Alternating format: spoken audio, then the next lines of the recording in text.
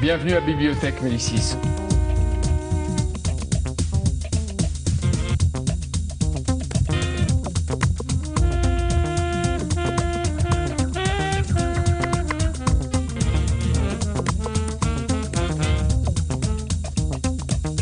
On refait ensemble la séance après les questions d'actualité au gouvernement.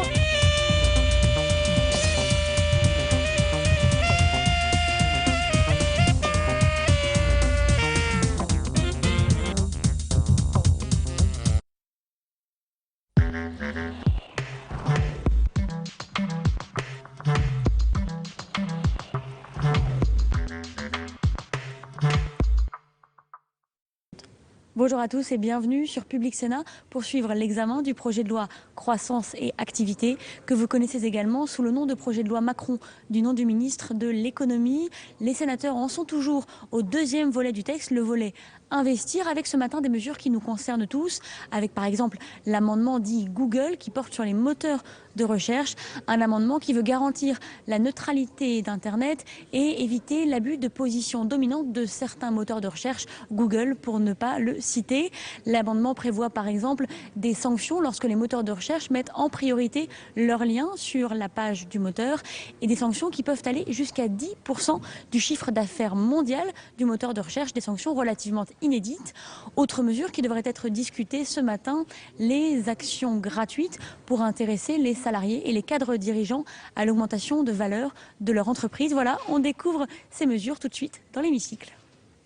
Alors, je voulais dire que toutes les zones ne seront pas couvertes. Enfin, d'après les avis techniques que nous avons eus, ça peut être couvert par des paraboles.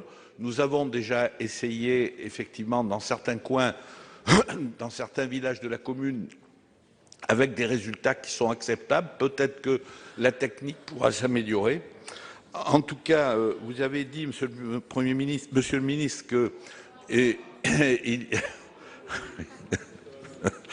bon, que vous auriez un guichet unique avec l'ARCEP. Je souhaite également qu'au niveau de la préfecture, au niveau que l'État reprenne un peu le pouvoir dans les départements et que le préfet puisse aussi avoir un guichet unique pour pouvoir suivre l'avancée et les manques dans cette couverture universelle radiocommunication, non pas radiosensible, parce que effectivement dans notre secteur on a beaucoup de gens qui ne sont pas radiosensibles et qui voudraient bien avoir cette couverture. Donc je souhaite également que les préfectures soient impliquées dans ce guichet unique pour suivre l'avancée de ce travail très très important pour les zones rurales. Merci. Merci, Monsieur Adno. Merci, Monsieur le Président. J'avais prévu de poser cet après-midi une question d'actualité sur les problématiques qu'on évoque en ce moment. Et puis je me disais, compte tenu du travail de la Commission, de M. Retailleau, du gouvernement, que ça ne va plus être nécessaire. Eh bien si, ça va être encore nécessaire, parce que je dois vous dire que tout ce que vous avez dit ne me rassure en rien. En rien, parce qu'il vous a fallu toutes ces pages pour écrire en réalité que vos cartes ne vont concerner que les centres-bourgs. Et que le problème qui nous est posé, ça n'est pas que les centres-bourgs. Et je peux vous dire que si demain, vous allez dire que vous allez solutionner le problème des zones blanches en n'ayant traité que les centres-bourgs, mais vous allez faire la révolution dans les campagnes. Parce que les gens n'en peuvent plus. On parle d'Internet, mais ils nous disent « mais on n'a déjà même pas la téléphonie mobile ». Et je peux vous dire que moi j'ai demandé à la totalité des communes de mon département de faire une carte, on leur a fourni les éléments, et ils ont pris les téléphones avec les différents abonnements et ils m'ont fait le recensement de tous les points où il n'y a rien, et ben je peux vous dire que ce n'est pas 170 communes, hein. Et ce n'est pas 170 zones blanches, et ce n'est pas 3600 zones grises. Et donc la question qui va être posée, c'est la définition de ce qui est concerné. 3 pages pour nous dire une ligne.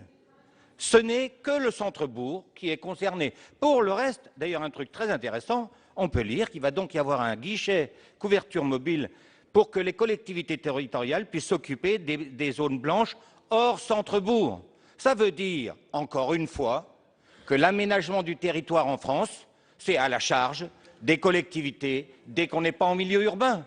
Eh bien, moi, je pense qu'il faut qu'on vous le dise, ça ne va pas nous satisfaire. Je vais interroger le Premier ministre cet après-midi parce que je vous garantis que si vous pensez avoir un effet formidable en disant on va résoudre le problème des zones blanches et je vais venir tous les 3 mois, si c'est 3 mois sur la carte des centres-bourgs, c'est même pas la peine de venir. Parce que c'est pas ça la question, c'est la totalité de la couverture. Et je vous le dis tout de suite, moi je ne suis pas satisfait par aucun des amendements qui sont proposés là. Merci, Monsieur Chaise. Monsieur le Président, Monsieur le Ministre, mes chers collègues, alors j'ai écouté avec attention, Monsieur le Ministre, vos explications et je voterai bien sûr cet amendement. Néanmoins, je voudrais vous faire part de plusieurs commentaires. Notamment, vous avez, Monsieur le Ministre, pris un engagement de venir devant les commissions pour pouvoir vous expliquer et faire un état régulier de l'avancée de couverture des zones.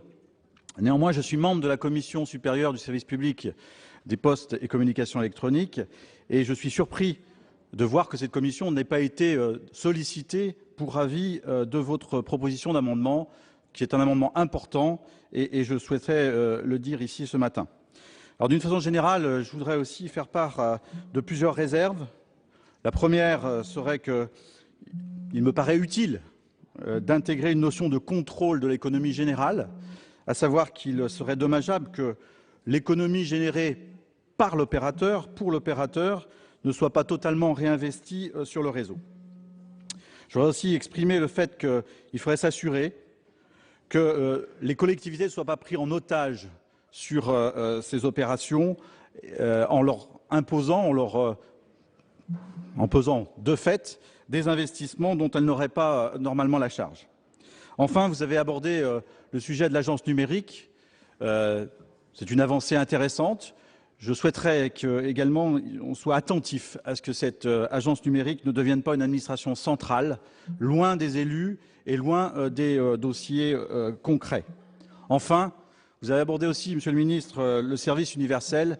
Il est peut-être temps aujourd'hui de se poser la question pour que ce service universel soit possible sur la fibre optique, ce qui n'est pas le cas aujourd'hui. Je vous remercie. Merci, Monsieur Moret. Oui, merci, Monsieur le Président. Monsieur le Ministre, mes chers collègues, quelques mots sur l'amendement du gouvernement. D'abord, sur la forme, Monsieur le Ministre. Je trouve que nous déposer un amendement technique et complexe, même la Commission a jugé que c'était difficile d'en mesurer la portée, nous déposer un amendement de 5 pages la veille du débat et le remodifier le jour même du débat, c'est quand même, vous en conviendrez, pas très satisfaisant, Monsieur le Ministre. Alors c'est vrai que le numérique mérite peut-être mieux que ces amendements de dernière minute. J'ai entendu plusieurs fois le président de la commission spéciale et la rapporteure dire qu'on essayait un peu trop, au détour de ce texte, de régler ou de penser régler des problèmes. Et là, vraiment, je crois que c'est le cas. On a des amendements numériques qui sont arrivés dans le projet de loi NOTRe, on en a qui arrivent dans ce projet de loi. Je vous rappelle, Monsieur le Ministre, que le Sénat a adopté en 2012 une proposition de loi qui a été ensuite rejetée purement et simplement à la demande du gouvernement par l'Assemblée nationale, qui comportait des mesures pour améliorer la couverture du territoire en téléphonie mobile. Donc on a perdu 3 ans pour aujourd'hui arriver à cet amendement. Alors cet amendement, bien sûr, il va dans le bon sens. Bien sûr que c'est bien de rouvrir le dossier de la couverture des zones blanches en 2G, même si, comme ça a été dit, la 2G aujourd'hui c'est très insuffisant. Mais il y a des tas d'élus qui me disent, surtout lorsqu'ils entendent à la radio la publicité pour la 4G, ce qui a quand même le don de les horripiler alors qu'ils n'ont pas de 2G, qu'il y a quand même un véritable problème. Sur la 3G, vous mettez dans la loi, et c'est très bien aussi, vous mettez dans votre amendement, l'accord de rent sharing 3G qui avait été signé en 2010 et qui devait être réalisé pour 2013. Et aujourd'hui, on est en 2015. À peine un quart des engagements pris par les opérateurs ont été tenus. Ce qui montre bien, Monsieur le Ministre, comme vous l'avez dit hier, vous ne l'avez pas encore dit aujourd'hui, j'espère que ça n'était pas une formule juste pour hier, qu'il faut mettre la pression sur les opérateurs. Donc, ce que vous proposez sur les centres-bourgs est bien. Mais comme l'a dit notre collègue Adnot, il n'y a pas que les centres-bourgs, il y a aussi toute la partie rurale. Et là, sur la partie rurale, il n'y a rien de prévu, si ce n'est de faire appel aux collectivités pour financer. Et évidemment, ça n'est pas quelque chose qui peut nous donner entière satisfaction. Alors il y a un certain nombre de questions que moi j'aimerais vous poser parce que je n'ai pas trouvé la réponse ni dans le texte lui-même ni dans ce que vous nous avez dit. Quelle sera exactement l'aide de l'État? Parce qu'on nous parle de la création d'un guichet, mais comment ça va fonctionner? Quel sera le montant de l'aide? Quel pourcentage par rapport au projet? Tout ça, on n'en sait rien. Quel sera le financement des opérateurs? On a bien compris qu'il serait allégé d'un certain nombre de charges avec la suppression des cabines téléphoniques, et c'est très bien, mais à quelle hauteur ils participeront? Parce qu'en termes de financement, comme je l'ai dit, la seule chose dont on est sûr, c'est que ce sont les collectivités qui vont financer. L'amendement du gouvernement parle de conventions. Alors c'est un peu complexe, il y a des conventions entre les opérateurs. Il y a, semble-t-il, je dis bien semble-t-il, une seule convention entre les opérateurs, l'État et les collectivités, mais j'aimerais que vous précisiez les choses. Qu'est-ce qui se passe si les opérateurs ne veulent pas signer? Parce qu'on ne peut pas forcer une partie à signer un opérateur. Est-ce qu'on dit très clairement dans la loi que les opérateurs auront l'obligation d'aller sur ces équipements? Parce que je vous signale, Monsieur le Ministre, qu'aujourd'hui, vous avez des collectivités qui sont dans une telle situation qu'elles sont prêtes, et j'ai des exemples dans mon département, elles sont prêtes à financer une antenne pour avoir la couverture en téléphonie mobile. Et au moment de le faire, l'opérateur leur dit oh, écoutez, faites ce que vous voulez, nous de toute manière on ne viendra pas sur votre antenne. C'est quand même un petit peu excessif. Donc est-ce que sur ce point-là, vous êtes prêt à mettre très clairement les choses dans la loi? Vous parlez du pouvoir de sanction de l'ARCEP, Monsieur le Ministre. On sait très bien que l'ARCEP elle-même le reconnaît. Elle a peu d'appétence à sanctionner les opérateurs. Je crois qu'elle ne l'a jamais fait, ou en tout cas très rarement. Donc c'est bien de donner des pouvoirs de sanction à l'ARCEP, mais encore faudrait-il qu'ils soient utilisés quand c'est nécessaire. Et on a un certain nombre de cas qui montrent que ça aurait été nécessaire. Je regrette aussi que dans cet amendement, on ne revoit pas la question des critères de couverture en téléphonie mobile. Parce que ça aussi, c'était dans la proposition de loi adoptée par le Sénat en 2012, ça a été dit par un certain nombre d'intervenants ce matin. On sait très bien que le fait de considérer comme couvert une commune dès lors qu'il y a simplement un point et éventuellement en haut du clocher du village qui est couvert, ça n'est pas satisfaisant. Et c'est ce qui donne ces chiffres très flatteurs sur le taux de couverture par rapport à la population ou sur le nombre de communes. La réalité, c'est que le nombre de communes qui n'ont pas de couverture est bien plus important qu'on nous dit. Moi, un jour, j'ai découvert qu'aux yeux de l'ARCEP, il n'y avait aucun problème dans mon département. Je vous invite à venir dans l'heure, Monsieur le Ministre, vous verrez que malheureusement, ça n'est pas le cas. Donc voilà ce que je voulais dire dans le temps qui m'était imparti. Vous avez dit, et je terminerai là-dessus, qu'il y avait un consensus, Monsieur le Ministre. Je crois qu'il y a un consensus sur le constat, mais qu'il faut, sur ce sujet comme sur bien d'autres d'ailleurs, sortir des constats, sortir des paroles et passer, comme nous l'avions dit déjà en 2011, c'était le titre d'un rapport sénatorial, passer de la parole aux actes. Merci, Monsieur Foucault. Oui, merci Monsieur le Président. Monsieur le Ministre, moi c'est sur le 1400. Ceci étant, je voulais donner mon avis sur l'intervention de notre collègue Philippe Anneau, qui était de plein de bon sens, et je voudrais dire qu'on partage son sentiment.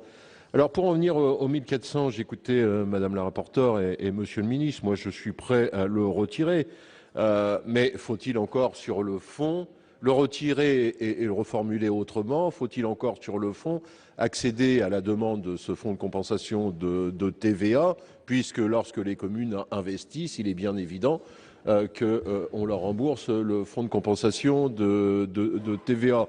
Parce qu'il ne s'agit pas de verser, comme hier soir, des grosses larmes sur les collectivités, et puis le lendemain de refuser des amendements qui vont justement dans le sens des collectivités pour qu'ils puissent récupérer un peu d'argent, un peu de celle qu'on leur a retirée d'ailleurs, et en même temps, puisque nous voyons, et là je me réfère aux propos de notre collègue Hervé Maurey, notamment ce qu'il disait hier soir, il y a d'un côté les opérateurs qui profitent, les collectivités malheureusement qui sont en difficulté, mais de la difficulté, on en rajoute à la difficulté lorsqu'ils veulent faire des travaux et qu'on ne veut pas compenser le fonds, le FC TVA. Bien sûr, Madame la rapporteure, heureusement qu'il y a quelques subsides et subventions, mais ça ne suffit pas, et vous le savez très bien, aux collectivités aujourd'hui, qui sont déjà d'ailleurs largement pénalisées, vu les baisses de dotation des collectivités, et notamment de la dotation globale de fonctionnement. Merci, Monsieur Foucault. Monsieur Colomba. Écoutez, je crois que tout le monde est convaincu que l'amendement du gouvernement qui succède à notre collègue va dans le sens que nous souhaitons. Ceci dit, je voudrais quand même faire 3 remarques. La première, c'est que quand même, que de temps. Oui, non, ça fait, dans la plupart des villes, on est en 4G, dans toutes d'ailleurs, et on n'a même pas terminé la 2G dans une partie des campagnes, et je souscris tout à fait au diagnostic de mes collègues précédemment, c'est-à-dire qu'on a même parfois l'impression, en tout cas chez moi c'est comme ça, que ça se dégrade. Bon. Et que, effectivement, les estimations qui sont faites sont parfaitement bidonnées. Enfin, c'est que le fait de toutes les statistiques, c'est pas spécial, c'est pas spécial. Et ce qu'a dit aussi notre collègue Adno, je souscris complètement. On ne réglera pas le problème s'il n'y a pas une interprétation un peu extensive de cet amendement. Deuxième point, ben oui, ce qui fâche le plus, qui paye? Qui paye? Alors là, c'est un flou tout à fait impressionniste, puisque j'ai cru voir que, comme d'habitude, les collectivités étaient chargées de faire l'installation, l'antenne, d'amener l'énergie, enfin, etc. On espère que les opérateurs financeront les réémetteurs. Enfin, ça n'est pas certain. Alors, moi, j'avais une petite idée, je me suis toujours dit, mais pour que le service public, appelé aujourd'hui universel, puisse atteindre tous les coins de notre territoire, pourquoi ne pas généraliser la technique de financement qui est mise en place pour la Poste à travers un fonds de péréquation? C'est-à-dire que là, on prend un peu d'argent là où les opérateurs en gagnent beaucoup, pour financer les opérations là où ils n'en gagnent pas. Parce qu'il nous aura échappé à personne que le libéralisme, c'est très très bien là où on peut gagner des sous, mais où on ne peut pas gagner des sous, c'est quand même un peu fâcheux, ça ne marche pas bien. Ça ne marche pas bien. Alors bon, faire semblant de croire que ça va se résoudre comme ça, sans poser le problème financier, ça me paraît pas tout à fait sérieux. Et troisième point, qui rejoint un peu celui-là, dans les territoires ruraux, nous sommes un certain nombre à nous intéresser plus particulièrement à ces territoires, développer un réseau de communication performant concerne effectivement les particuliers, peut concerner bien sûr les entreprises, mais aussi la sécurité civile. Et il serait peut-être bon d'essayer de tout mettre ça, de mettre la réflexion en commun pour voir comment on peut mettre en place des dispositifs qui permettront de répondre à toutes ces préoccupations. Or, force est de constater que même ce qui existe n'est pas utilisé de manière optimale. Hervé Moret a rappelé le problème qu'il rencontre. Moi, je pourrais vous en citer un autre, ce n'est pas la téléphonie mobile, mais c'est effectivement l'utilisation des investissements qui ont été faits en matière de fibre, où Orange se refuse à apporter, à délivrer le service télévision à un endroit où les communes ont fait l'investissement en fibre optique. Alors, il paraît qu'il y a une obscure raison législative, j'en sais rien, mais voilà où nous en sommes. Donc, Monsieur le Ministre, si on pouvait mettre un peu tout ça à plat et sortir de la technique qui consiste à de temps en temps prendre des mesures ici ou là et en espérant que la main de Dieu ou du marché finira par régler le problème, je crois qu'on pourrait progresser, d'autant que, quand on regarde bien, ça ne coûte pas des sommes extraordinaires. Mais il faut s'y prendre peut-être autrement. Monsieur Ruquier. Merci, Monsieur le Président, Monsieur le Ministre, mes chers collègues. D'abord, je voterai l'amendement du gouvernement parce qu'il va dans la bonne direction et puis je salue donc l'engagement de Monsieur le Ministre de venir tous les 3 mois devant la commission compétente. En matière de financement, moi, je pense que si on regarde un peu en histoire, si on regarde l'électricité avait été développée par les grandes compagnies dans les centres urbains Et comme les campagnes étaient abandonnées, on a créé des syndicats intercommunaux. Et pour les financer, on a créé en 1936 le FACÉ, le Fonds d'amortissement des charges d'électrification, qui existe encore, qui consiste à prendre davantage dans les communes urbaines que rurales pour donc équiper les communes rurales. Je trouve que c'est un bon système. Et n'oublions pas que, contrairement à la téléphonie, les lignes électriques appartiennent aux collectivités, ce qui est une bonne chose. Je voudrais répondre simplement à M. De César, je crois qu'il est parti, sur son amendement, je n'ai pas pu le faire tout à l'heure, sur, je lui propose, pour les zones, vous savez, blanches, qui voudraient rester blanches, je lui propose de faire un appel à projet, savoir quelles sont les zones qui veulent rester sans téléphone mobile.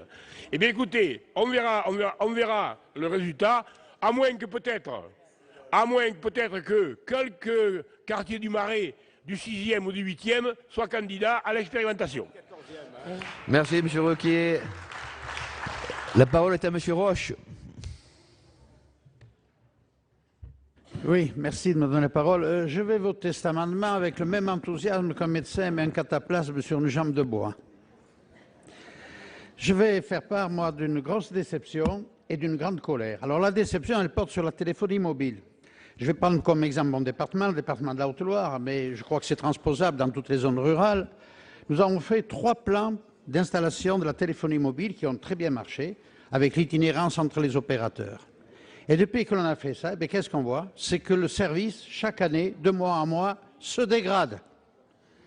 La téléphonie mobile fonctionne beaucoup moins bien qu'il y a 2 ou 3 ans. Moi, j'avais SFR, j'ai dit, SFR, ils mettent la 4G, ils ont des ennuis, je vais aller chez Orange. Et l'Orange est très amère. Elle ne marche pas plus que SFR. Le service se dégrade. Nous avons mis de l'argent, nous avons installé les poteaux, nous avons passé les conventions d'itinérance avec les opérateurs. La téléphonie mobile ne marche pas. Et le pire, c'est que les gens, quand ils vont se plaindre chez Orange ou chez les opérateurs, on leur dit « Allez voir le conseil général, c'est lui qui avait monté le projet ». Alors, non seulement on est cocu, entre guillemets, mais on se fait attraper par derrière. Ça, c'est la déception. Mais la colère est bien pire. La colère est pire, elle touche le très haut débit. Nous avons monté en Haute-Loire une opération de très haut débit pour arriver à 100 mégabits, soit par la fibre, soit par le Wi-Fi, soit par le satellite. On a monté ça avec le Cantal, l'Allier, le Puy-de-Dôme, les 4 départements et la région. Et ça a très bien marché. Nous avons monté un très beau projet et nous sommes très innovants.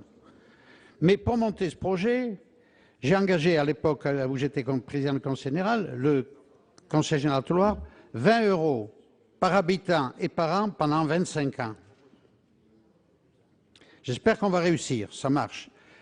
Mais comment expliquer aux gens que les opérateurs vont sur les grandes agglomérations, là où il y a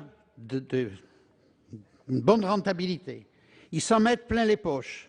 Et puis on laisse la ruralité se débrouiller pour pouvoir s'installer, pour avoir cette autoroute quand même du 21e siècle pour le développement de la ruralité, eh bien on nous laisse seuls. C'est du service public. Où est la République française? Comment peut-on accepter de défendre le service public si on accepte que la ruralité n'ait pas les moyens de s'équiper de ce qui est essentiel pour avoir des nouveaux actifs et pour sauver la ruralité? Ce n'est pas un dossier annexe. C'est un dossier essentiel pour sauver la ruralité et nous sommes complètement en dehors du service public. Alors en plus, il y a un corollaire, c'est qu'allons nous demander pourquoi notre ruralité se réfugie dans des votes protestataires lorsqu'il y a des élections. Eh bien, ce sont avec des choses comme ça qu'on le fait. Nous sommes dans le service public et le service public est actuellement bafoué pour l'installation du très haut débit. Merci, M. Roche. La parole est à Mme Brick. Oui, moi je voudrais remercier le président Retailleau qui a retiré son amendement, la rapporteure, Madame la rapporteure, qui a émis un avis de sagesse sur l'amendement du gouvernement. Mais j'écoute tous ceux qui disent il faut plus, il y a des problèmes et techniques et financiers. Mais je voudrais quand même leur rappeler 2 choses, que c'est la première fois qu'un gouvernement s'engage vraiment pour, nous l'avons dit toute la nuit, mettre la pression sur les opérateurs. Oui, mais le ministre vient de s'engager. Il vient de s'engager à venir devant les commissions compétentes avec une carte, l'avancée des travaux. Et Madame la rapporteure a posé fort justement une question concernant les coûts. Et je pense que le ministre aussi, il fera attention, notamment pour les 170 communes qui ont besoin de la couverture au niveau de la 2G. Il a pris un engagement aussi qui consiste à ce que ce soit fait à la fin de l'année 2016. Et Madame la rapporteure, vous avez dit que c'est un vrai défi. Et moi, je fais confiance au gouvernement. C'est la première fois que l'État s'engage. Il faut que l'État soutienne les collectivités. Puis la deuxième observation que je veux faire, c'est qu'on sort d'une campagne départementale. Hein, c'est encore tout frais. Et dans vos départements, vous vous êtes tous engagés dans la campagne. Je parle notamment aux présidents de conseils généraux sortants ou ceux qui n'ont pas été sortis, mais même ceux qui ont été sortis. Tout le monde s'est engagé à ce qu'il y ait cette couverture des zones blanches. Donc on a un intérêt commun, État, collectivités locales et territoriales, parce que pour ce qui concerne ma région Île-de-France, la région aussi est engagée aux côtés de mon département de Seine-et-Marne. Donc ce que je veux dire, c'est que franchement, il faut voter plutôt de bon cœur, en toute confiance, l'amendement du gouvernement. Il va faire avancer la cause des collectivités qu'on défend par ailleurs et moi je suis sûre qu'il y aura une pression très forte sur les opérateurs, dont on connaît la difficulté à dépasser les bourgs, comme vous dites. Merci Madame Bric. La parole est à Monsieur Gremillet. Oui, Monsieur le Président, Monsieur le Ministre, Mesdames et Messieurs les rapporteurs, j'ai vraiment l'impression qu'on a un débat à un moment où, quelque part, on n'est pas quand même très fort par rapport à ce qu'on était capable de réaliser dans notre pays. Quand je vois cette lumière, la capacité qu'on a eue d'irriguer l'ensemble de nos territoires, on est en train d'examiner ce projet de loi sur la croissance, Monsieur le Ministre, le développement économique, l'égalité des chances économiques. Bon, c'est sûr que l'amendement du gouvernement, c'est une avancée.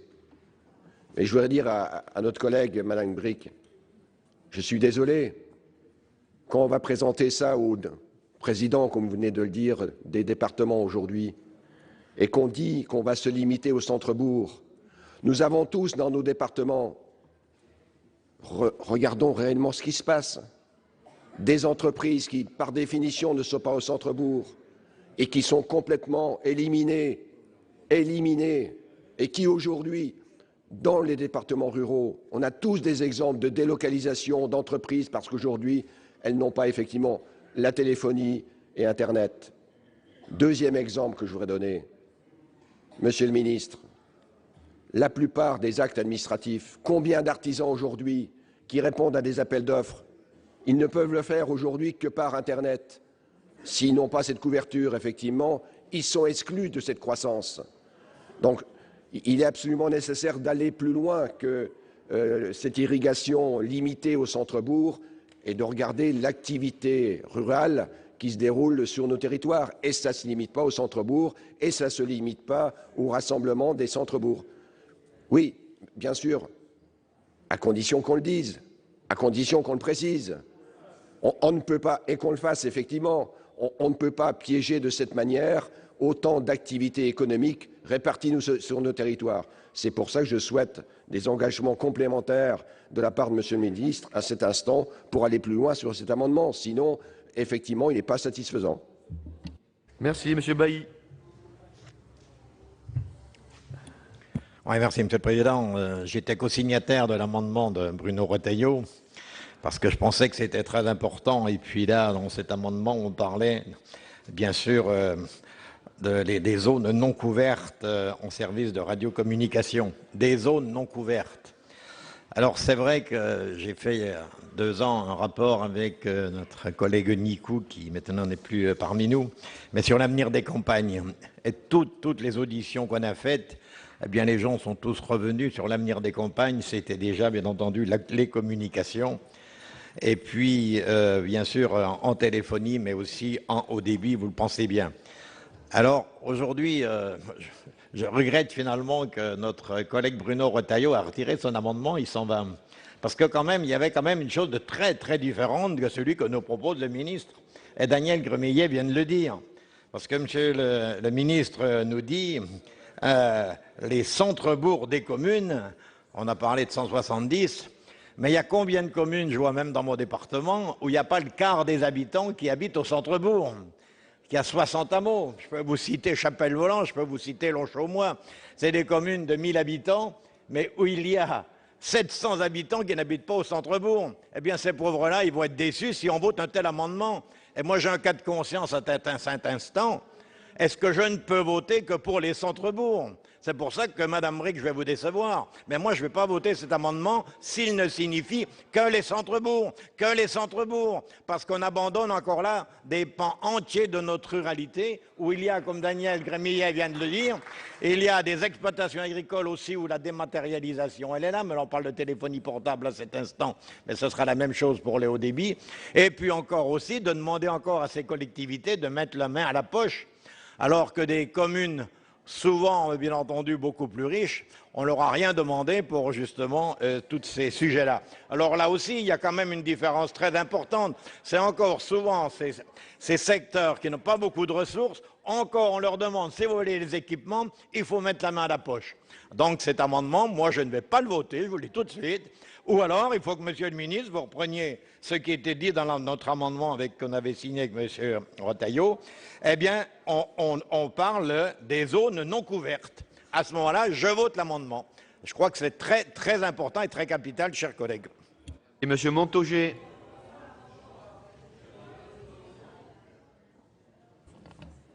Oui, Monsieur le Président, Monsieur le Ministre, chers collègues. Voilà, moi je ne pense pas qu'on puisse rejeter un amendement, fût-il issu du gouvernement, qui constitue un réel progrès et la reconnaissance d'une situation territoriale en matière, dans les zones rurales, problématiques. C'est le premier point. Il y a une prise de conscience de la part du gouvernement sur ce sujet, relayée par l'ensemble des élus, qu'ils soient de droite ou de gauche ou d'ailleurs. Voilà, donc personnellement, je voterai cet amendement sans aucune difficulté. Il ne règle pas tout, mais il constitue un progrès certain. Sur la question du financement, M. Ruquier m'a enlevé, si j'ose dire, l'argument que je voulais développer par rapport au FACÉ. Effectivement, en matière d'électricité et d'électricité rurale, le FACÉ constitue un bon exemple. Et je pense qu'il faudrait travailler cette piste pour effectivement accélérer la question, si ce n'est résoudre la question du financement de la téléphonie mobile et même du très haut débit numérique. Au-delà de ça, la question qui est posée, c'est celle de la fiscalité également, de tout ce qui est lié à la fois à la téléphonie mobile et au très haut débit, et la fiscalité assise sur le développement d'une nouvelle économie, l'économie du numérique. Je pense que cette question-là, elle est devant nous, elle doit être traitée, elle est tout à fait considérable quant à la manière dont notre pays doit se réorganiser par rapport à l'émergence de cette nouvelle économie. Et dernière remarque, elle touche à l'aspect technique, si ce n'est technologique du sujet.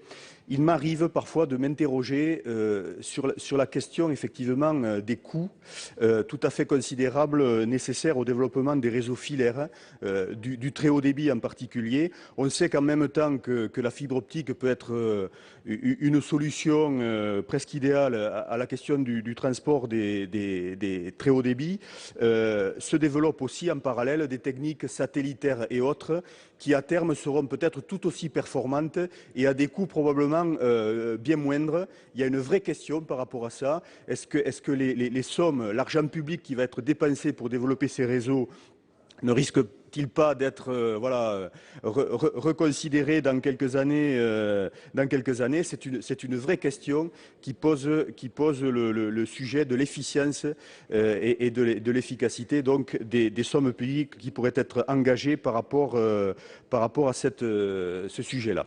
Voilà. Si, Monsieur Touraine. Ouais,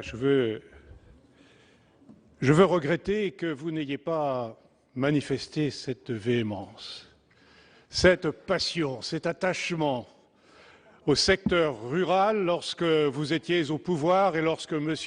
Sarkozy confiait aux organismes privés le soin de desservir les secteurs les plus rentables en oubliant complètement le monde rural.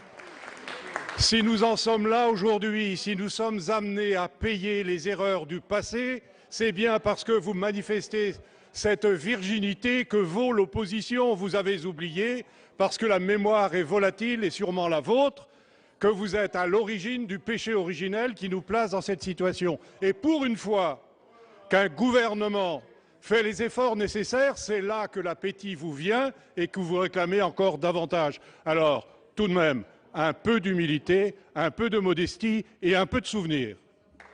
Merci, Monsieur Touraine. Madame Lienemann.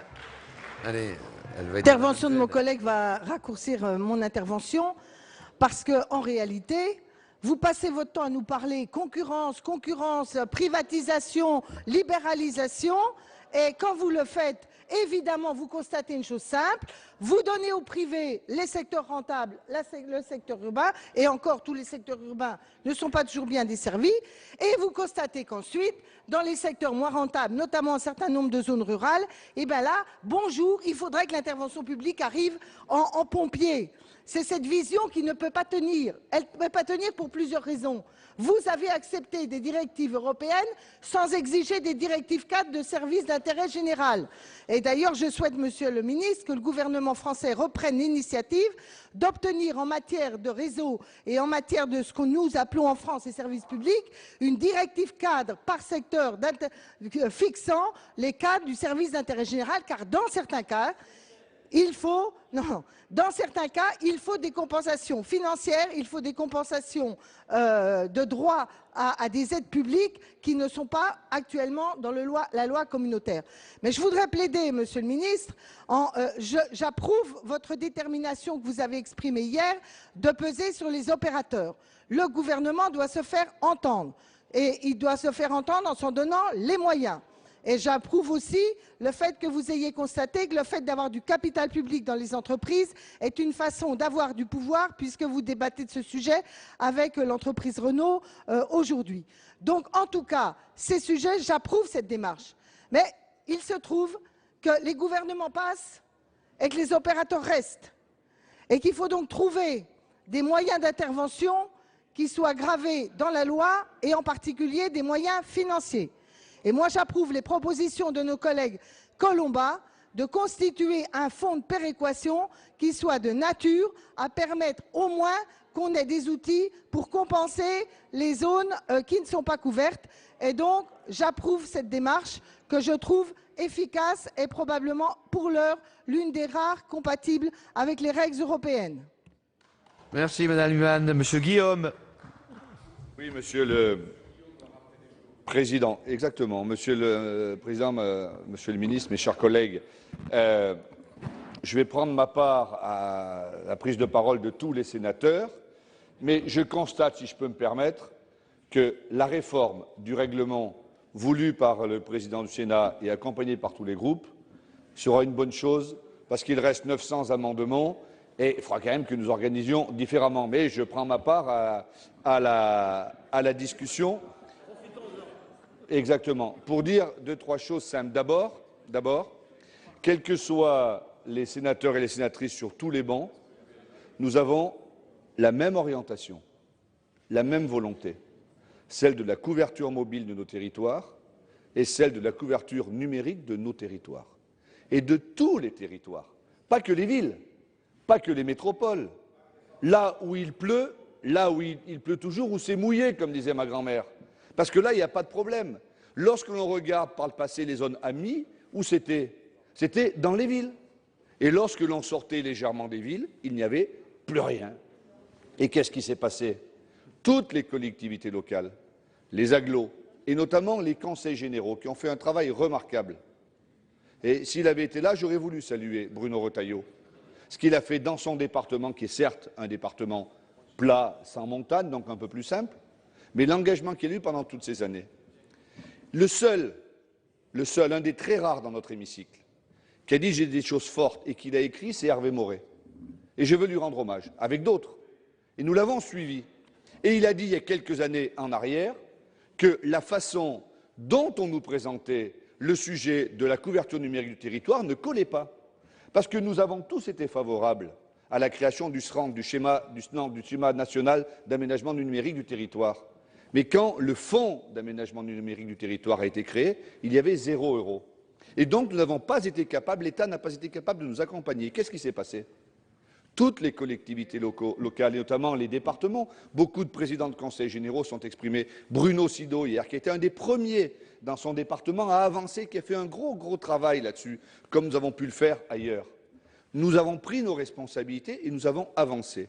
Et parce que les opérateurs ne finançaient rien, eh bien, ce sont les collectivités locales et les départements qui ont payé des poteaux pour la téléphonie mobile, qui ont fait des réseaux publics de fibre optique qui sont du patrimoine départemental, comme les routes départementales, comme l'électricité. La fibre optique est devenue un patrimoine départemental. Et nous continuerons, Madame Brick l'a dit tout à l'heure, dans toutes les campagnes des départementales récentes, dans tous les départements, tous les candidats de droite comme de gauche, et y compris les nouveaux présidents de droite qui ont été élus très nombreux, ont dans leur programme, nous voulons une couverture numérique du territoire forte. Et notamment, nous voulons que la ruralité ait une réponse. Mais nous avons beaucoup avancé déjà. Et dans toutes les discussions que nous avons, déjà aujourd'hui, la plupart des bourgs ont déjà de la fibre, ont déjà du haut débit. Le problème, c'est la ruralité. C'est pour ça que je pense qu'il faut faire, j'allais dire, ce n'est pas la politique des petits pas, mais l'amendement du gouvernement. Ça ne suffit peut-être pas, évidemment, pour ce qu'on veut tous, nous. Mais c'est quand même une avancée. Si déjà, là où ce n'est pas fait, dans mon département, tous les centres-bourgs, sans aucune exception, ont la fibre optique. Toutes les zones d'activité, les 135 zones artisanales et d'activité ont la fibre optique. Mais il y a des endroits où on n'est pas allé assez loin. Et l'amendement du gouvernement va dans le bon sens. Et moi, je vous engage vraiment, mes chers collègues, à le voter. Parce que là, au moins, on aura pour la première fois un cadre. Alors tout à l'heure, Hervé Maurey dit oui, mais est-ce que c'est des intentions? On va voir. Pour l'instant, non mais pour l'instant, il n'y avait même pas eu d'attention. Donc pour l'instant, il y a des intentions. Est-ce que c'est trop long? Sûrement. Mais il faut voter l'amendement du gouvernement qui va nous donner une visibilité. Et puis moi, je fais confiance à tous les sénateurs, à tous les élus locaux pour aller plus loin. Parce que quand M. Bartolone, dans son rapport remis au Président de la République, dit « Je voudrais que les énarques aillent dans les villes », c'est peut-être une bonne chose. Mais moi, ce que j'aimerais, c'est qu'ils aillent en zone rurale, qu'ils se rendent compte de la vie là où les services publics ont disparu, là où l'on souffre, là où il n'y a pas d'éducateurs, là où c'est difficile. Et là, ils verraient aussi qu'en dehors des grandes villes et du périphérique, il y a une vie intense. Et donc, notre engagement, c'est évidemment, me semble-t-il, de soutenir cet amendement du gouvernement, parce que c'est un pas en avant, mais de ne rien lâcher pour la suite, parce que ce qui sera très important, c'est de permettre l'aménagement numérique du territoire dans toutes les zones rurales. Retisser le lien entre le citoyen et la République, ce n'est pas uniquement ça, mais c'est que le citoyen ait accès à tous les services publics, à toutes les informations, et qu'il ne se sente pas déclassé et défavorisé par rapport à d'autres. Et le numérique n'est pas la seule réponse, mais c'est une des réponses. C'est pour ça, Monsieur le Président, que je pense que nous devons voter cet amendement qui est une avancée, mais si nous nous arrêtions là, nous faillirons à notre mission. Merci, Monsieur Guillaume. Monsieur Grand. De principe, j'ai observé que notre collègue s'étonnait que nous soyons nombreux à nous exprimer. Lui-même s'est exprimé au-delà de son temps. Je voudrais simplement dire que ce n'est pas la faute du Parlement si les choses sont lentes. Je pense que c'est l'honneur du Parlement, c'est l'honneur de cette Assemblée de pouvoir s'exprimer. Voyez comment ça se passe à l'Assemblée nationale, et je vous parle par expérience. Eh bien, c'est un non-débat. Ici, c'est un vrai débat. Ici, nos électeurs et nos électrices ont le sentiment d'être défendus dans l'hémicycle. Sur ce sujet, chers collègues, et chers collègues au pluriel, sur ce sujet, nous avons tous été interpellés par tous les maires lors des élections sénatoriales. Et donc aujourd'hui, Monsieur le Ministre, nous parlons à leur nom, pas au nôtre, pas pour se faire plaisir, pas pour avoir au journal officiel notre nom. Je comprends que les rapporteurs soient un peu fatigués, on est assez longtemps toujours à bâcher la même chose. Mais je dis qu'aujourd'hui, l'honneur du Parlement, c'est de pouvoir s'exprimer. Donc je mets en garde quand même. cette habitude un peu de vouloir aujourd'hui nous couper le temps de parole, le ramener comme à l'Assemblée nationale, moyennant quoi, chers collègues, je vous le dis, et je vous le dis par expérience, un député aujourd'hui, ça compte pour 0, un sénateur, c'est respecté. Donc modifiez le règlement dans le sens de ne plus nous permettre de débattre, et vous verrez combien le Sénat sera rabaissé. Laissez terminer l'orateur. Simplement. Non, mais je voudrais le dire parce que ça. Bon, voilà, je pense qu'il faut qu'on arrête de voter des textes, de prendre des décisions qui sont contraires à l'intérêt de notre mission. Je voudrais très rapidement, Monsieur le Ministre, concernant donc la couverture mobile et numérique, vous dire qu'effectivement, moi, je me sens aujourd'hui le devoir de prendre la parole parce que les 360 maires de mon département, et je suis l'un d'entre eux, souhaitent que effectivement cette couverture soit rapidement mise en œuvre. Alors moi je m'inquiète parce que j'observe effectivement des grandes fusions et la seule solution que je trouve, parce que moi dans ma commune, elle va finir d'être totalement couverte, totalement couverte. Mais je suis gêné par rapport à mes autres collègues des Hauts-Cantons qui, eux, ont de l'industrie, y compris touristique, où dans l'hôtel, il faut utiliser le téléphone habituel parce qu'il n'y a rien qui passe. Bon, donc qu'est-ce que je voudrais vous dire, Monsieur le Ministre? Qu'il faut trouver une solution. Moi, la solution, parce que je vois le danger de ces fusions qui sont en train, et demain, quel pouvoir on va avoir, quel pouvoir aura le gouvernement? Nous, on n'en aura pas, et vous, peut-être encore moins que nous. Donc peut-être qu'il faudrait prendre une décision, c'est de faire en sorte que quand nos zones urbaines à nous sont couvertes, eh bien, qu'il y ait une certaine égalité de traitement automatique. C'est-à-dire que si on ne couvre pas d'autres zones, eh bien, il n'y a pas de marchés qui sont passés dans nos zones urbaines. Certes, c'est nous qui ferons un effort, mais comme les zones rurales et les zones non couvertes le font depuis très longtemps, je pense que ça répondrait quand même à une attente, que ça répond à l'attente de nos élus, et dans tous les cas, c'est une forme de respect. Voilà un sujet de réflexion. Alors, sous quelle forme peut-on le faire? Je n'en sais rien. C'est à vous de proposer. Mais moi, je trouve que c'est scandaleux de voir que les opérateurs déploient chez nous, dans nos zones urbaines. Pourquoi? Parce que c'est rentable. Ils le disent, ils s'en cachent pas, je veux dire, ils vous le disent. Et puis, dans les zones où c'est pas rentable, eh bien, on reste l'arme au pied. Donc, il faut absolument que, désormais, il y ait un lien entre les deux zones, celles qui sont localement, qui localement vont être couvertes et celles qui ne peuvent pas l'être. Voilà. Vous voulez pas le faire dans le rural, eh bien, vous le ferez. Vous mettrez plus de temps dans l'urbain. Merci. Merci, Monsieur Mézard. Vous avez la parole. Merci, Monsieur le Président, Monsieur le Ministre, mes chers collègues. Monsieur le Ministre, vous avez eu raison de déposer ce projet de loi parce que ça nous permet de vous avoir sous la main durablement et nous y éprouvons un tel plaisir que je pense que nous allons faire le maximum pour prolonger ces grands moments de concertation.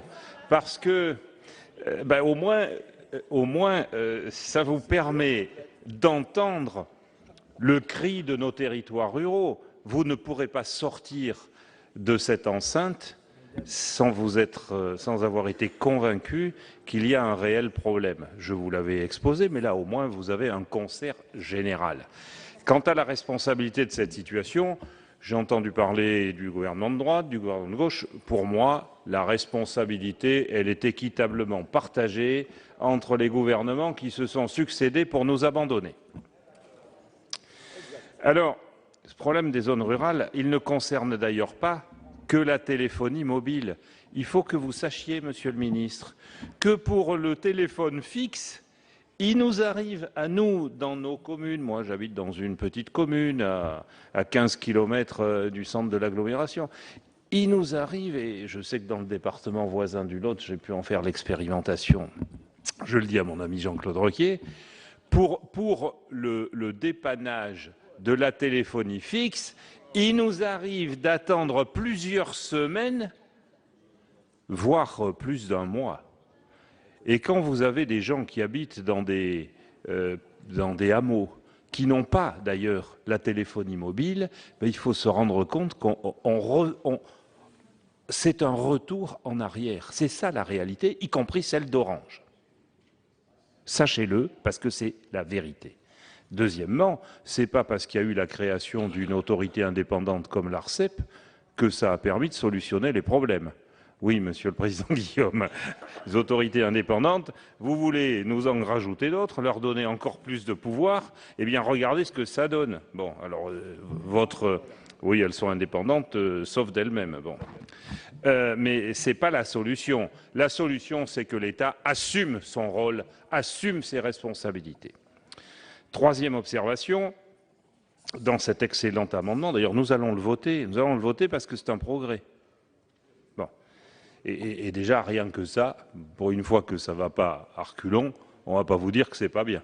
Bon. Mais dans cet amendement, vous dites que l'État, les représentants des collectivités territoriales, les opérateurs de communication électronique vont intervenir ensemble dans un délai de 3 mois.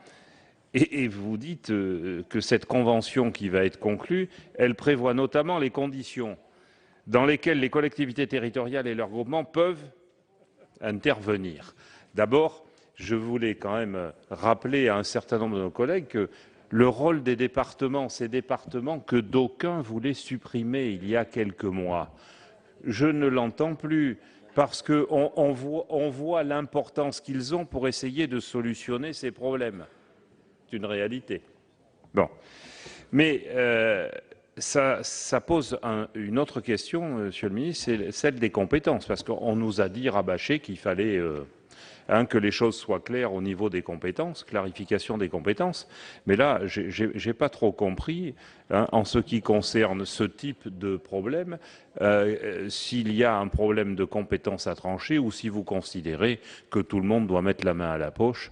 Parce que quand il y a de ce type de difficultés, on fait abstraction des grands principes et je crois que ce qu'il faut, c'est trouver des solutions concrètes. En tout cas, le problème, il existe, il n'a pas été réglé et non seulement il n'a pas été réglé, mais il s'est aggravé ces dernières années. Et nous avons pu vivre, pour certains d'entre nous, je donne un exemple concret, le passage du Sénat de SFR à Orange. Pour certains, ça a été mieux. Pour d'autres, c'est la coupure des communications, sans commentaire. Merci, Monsieur Revet.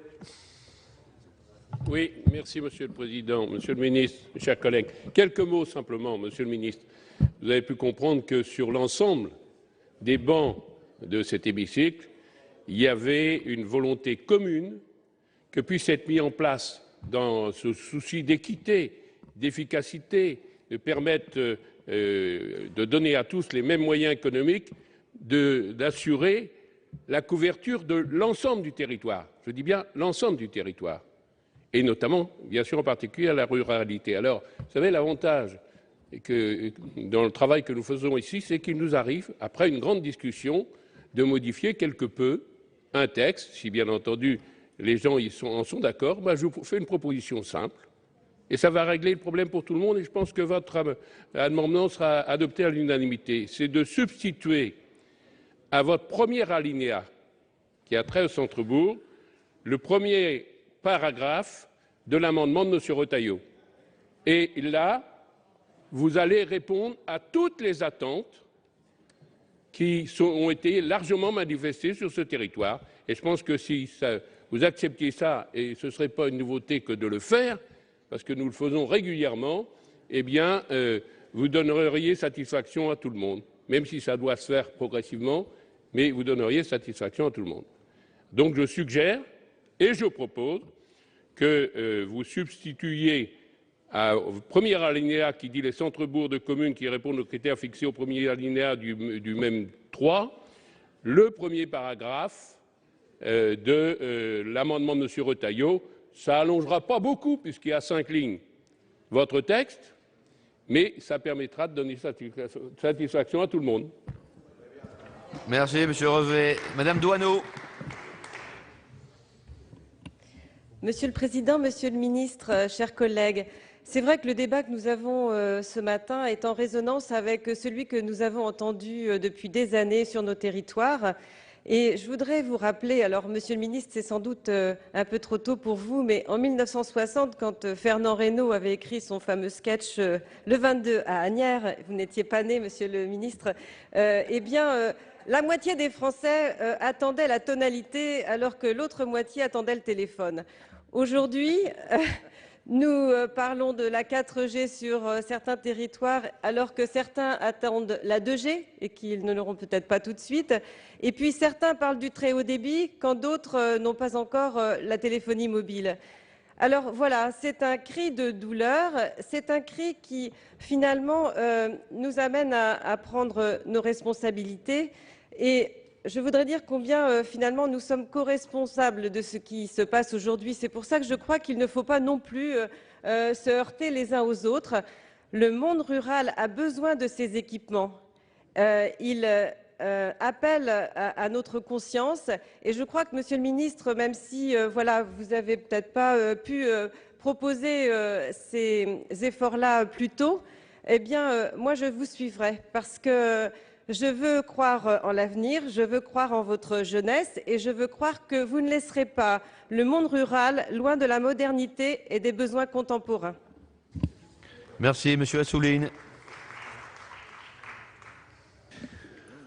Oui, c'est un débat qui prend son importance au-delà de ce cri du cœur de la ruralité. Parce qu'on touche à une question démocratique trop peu souvent discutée dans l'hémicycle, c'est-à-dire toutes les conséquences qu'implique la révolution numérique, y compris pour l'exercice simple de la citoyenneté et de la responsabilité. Monsieur Retailleau a essayé de dater. Il a dit que les engagements ont été pris par un premier plan d'engagement en 2003. Ensuite, en 2010. Et nous sommes obligés d'y revenir maintenant avec l'expérience de tout ce qui n'a pas été fait de 2003 à 2012. Et on peut chacun porter une responsabilité. Il y avait une responsabilité, mais elle est partagée. Je vais vous dire pourquoi. Parce que ce n'est pas vrai que cette révolution a été appréhendable par l'ensemble des décideurs, y compris des citoyens et des scientifiques, dans toutes ses conséquences dès 2002. Il y a cette contradiction et c'est bien ici, une indication est donnée pour la trancher.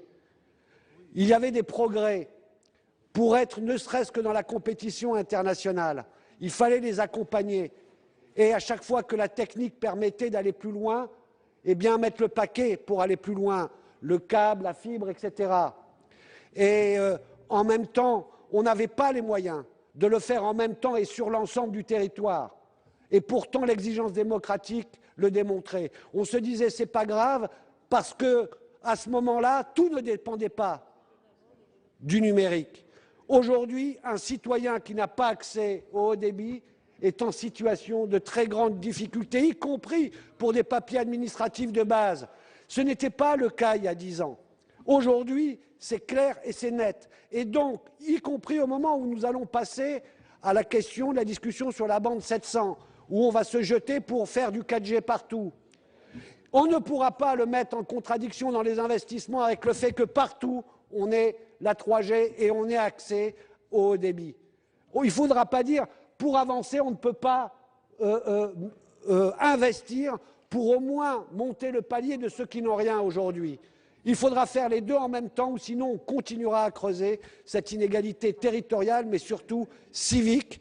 Et je veux dire qu'au moment où M. Retailleau l'a dit nettement, en faisant les bilans 2003, 2010, que nous est proposé un pas de plus, prenons ce pas parce que la dynamique est enclenchée et le signe et l'engagement du gouvernement, y compris quand Monsieur le ministre dit qu'il vient tous les 3 mois ici, est quelque chose sur lequel nous pouvons nous appuyer pour engranger, aller plus loin.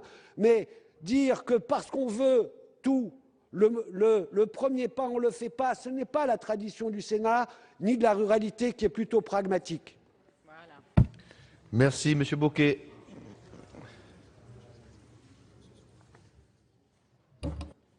Oui, débat effectivement important, intéressant, central pour l'ensemble du territoire et des populations que nous représentons. Mais je crois qu'il y a une première leçon qu'on peut retirer, sans m'y appesantir, c'est qu'à l'évidence, la mise en concurrence dans le secteur de la téléphonie n'a pas réglé les problèmes et amène à la situation à laquelle on est confronté aujourd'hui. La France a su s'équiper du réseau de distribution d'électricité il y a quelques décennies, puis de la téléphonie, ça a été rappelé. Aujourd'hui, l'enjeu, c'est effectivement la 4G, la 3G, dans tous les territoires de notre République. Et je voudrais évoquer ici une expérience qui montre bien que l'appel aux opérateurs privés ne règle pas systématiquement les situations. Dans la métropole lilloise, la métropole européenne de Lille s'est emparée du sujet, parce qu'il devient central partout, y compris dans une grande métropole comme celle-là, qui comporte aussi des secteurs ruraux. Les deux opérateurs, l'opérateur historique s'occupe des secteurs denses, urbains, cœur de métropole, où là les travaux s'engagent. Un autre opérateur privé est censé se charger par convention des secteurs ruraux. Les travaux n'ont pas commencé côté autre opérateur privé. Et donc il y a une disparité inquiétante, gênante, et qui commence à susciter beaucoup d'émoi et d'inquiétude chez les élus. Par conséquent, on prend acte de cet amendement du gouvernement, mais des intentions sont affichées. Et quand, Monsieur le ministre, vous dites que vous donnerez les moyens de faire en sorte que les opérateurs, quels qu'ils soient, agissent, investissent et règlent le problème, vous me permettrez d'en douter un peu. On s'est malheureusement privé des outils. L'outil existait il y a quelques années, on ne va pas refaire l'histoire, mais c'était un fait. Et aujourd'hui, on est en difficulté pour assurer l'égalité d'accès à ce nouveau mode de communication. Donc l'amendement de M. Retailleau répondait un peu plus, à nos yeux, à cette problématique. Donc voilà la situation dans laquelle nous nous trouvons. Merci, M. Bocquet. Je n'ai plus de demande d'explication de vote. Je passe donc la parole à M. le ministre. Non, Monsieur Foucault, vous avez déjà fait une explication de vote. Je ne peux pas vous redonner la parole. Oui. Oui, Monsieur le Président. Je voulais apporter quelques précisions suite aux questions qui ont été soulevées par plusieurs d'entre vous et essayer de dire, pour des raisons rédactionnelles, je ne peux pas accéder à votre demande parce que, comme vous le voyez, je vais essayer de le dérouler avec vous, l'amendement du gouvernement est articulé de telle façon qu'on ne peut pas écraser tous les délais et toutes les zones dans l'alinéa que vous proposez de remplacer. Mais je vais essayer de vous expliquer en quoi on arrive au même résultat. Alors, la situation que nous voulons aborder, c'est pour ça que je voulais répondre en particulier, Monsieur le Sénateur, à ce que vous avez dit, c'est de traiter et les centres-bourgs et le reste. Et donc, si vous prenez l'amendement du gouvernement, et je vais en faire une lecture un peu pédestre, parce que c'est que comme ça qu'on rentrera dans le cheminement du raisonnement, c'est qu'en effet, on commence par les centres-bourgs. Et on se dit, on a un double objectif, le 2G, 3G. 31 décembre 2016 pour la 2G, fin du premier semestre 2017 pour la 3G. On a 170 centres-bourgs qui ne sont pas couverts en 2G, 3000 en 3G. Ça, c'est le premier objectif. Et là, c'est ce qu'on a donc dans cet amendement qui définit le fait qu'on a des projets de convention qui seront finalisés dans les 2 mois et le mécanisme que j'évoquais, c'est-à-dire que si les opérateurs n'accèdent pas donc aux engagements pris, l'ARCEP sanctionne. Moi, j'attire votre attention sur le fait que l'ARCEP ne va pas jusqu'à sanctionner parce que lorsqu'elle met en demeure ou lorsqu'elle notifie, généralement les opérateurs se rangent. Donc, et vous verrez que c'est comme ça que cela se passera. Alors, ça, c'est le premier bloc qui couvre les centres-bourgs. Sur le sujet des projets de convention, vous l'avez cité très justement, Monsieur le Sénateur, pourquoi c'est rédigé de cette manière que moi aussi je trouve très alambiquée? Parce qu'on a déjà mis un coup d'accélérateur pour en arriver là, sinon on dormirait encore et dans 6 mois on pourrait avoir la même discussion. Parce qu'on me disait on négocie, on négocie. Donc, moi on m'a dit on négocie avec les opérateurs. Je ne sais pas depuis combien de temps ça durait, moi je sais que je suis là depuis 6 mois, ça fait manifestement 6 mois que ça dure. Donc, on va finir la négociation avec les opérateurs d'ici la fin du mois. Je les vois avant la fin du mois, tous. Soit on a des conventions qui sont conclues avant la nouvelle lecture à l'Assemblée nationale, et on garde cette rédaction, parce que je pourrais produire les conventions. Soit les conventions continuent à patauger. Et dans ces cas-là, moi je m'engage à modifier cette rédaction pour que ce ne soit plus des projets de convention, mais des obligations en dur dans la loi. En dur. Parce que c'est le seul moyen d'avancer. Donc, comme ça, les opérateurs sont au courant. Les opérateurs sont au courant. Si ils veulent vraiment négocier de bonne foi, ça fait quand même longtemps, que c'est évoqué. Si les opérateurs veulent négocier de bonne foi, on finira. S'ils ne veulent pas négocier de bonne foi, on le mettra en dur dans la loi. Ça, c'est pour les centres-bourgs. Mais ensuite, monsieur le sénateur, on arrive au reste des zones. Et pardon si j'étais tout à l'heure trop allusif, mais c'est ça qu'on appelle les guichets. C'est de dire. Et donc, c'est ce que vous avez dans la modification du L34-8-5, au début de la page 3, pour moi, de cet amendement. On est dans la même logique, les conventions. Donc, même règle. C'est-à-dire que soit on arrive à se mettre d'accord sur ces conventions, soit on le mettra là aussi en dur. Mais c'est de dire, on constate qu'il y a des zones qui ne sont pas couvertes, indépendamment des centres-bourgs. On n'est plus dans la logique des centres-bourgs. Et là, on dit, les collectivités viennent au guichet unique. Et c'est là qu'on prévoit un cofinancement de l'État. On a une poche de 20 millions d'euros qui permet de cofinancer. Pourquoi? Ça ne coûte pas un argent fou d'étendre, quand on a le centre-bourg qui est couvert, aux alentours. Moi, ce qu'on me dit, c'est environ 100 000 euros par zone pour réussir à aller au-delà du centre-bourg. Donc on voit bien qu'avec les 20 millions déjà mobilisés, on peut en faire pas mal. Et donc, ce qui est prévu ici, c'est de dire toutes les collectivités qui ne sont pas couvertes, qui ne sont couvertes qu'au niveau du centre-bourg, viennent à ce guichet, on définit les modalités de réponse et de financement, et on l'étend. Et les opérateurs sont obligés de venir une fois cet investissement fait. Parce que la répartition se fait comment?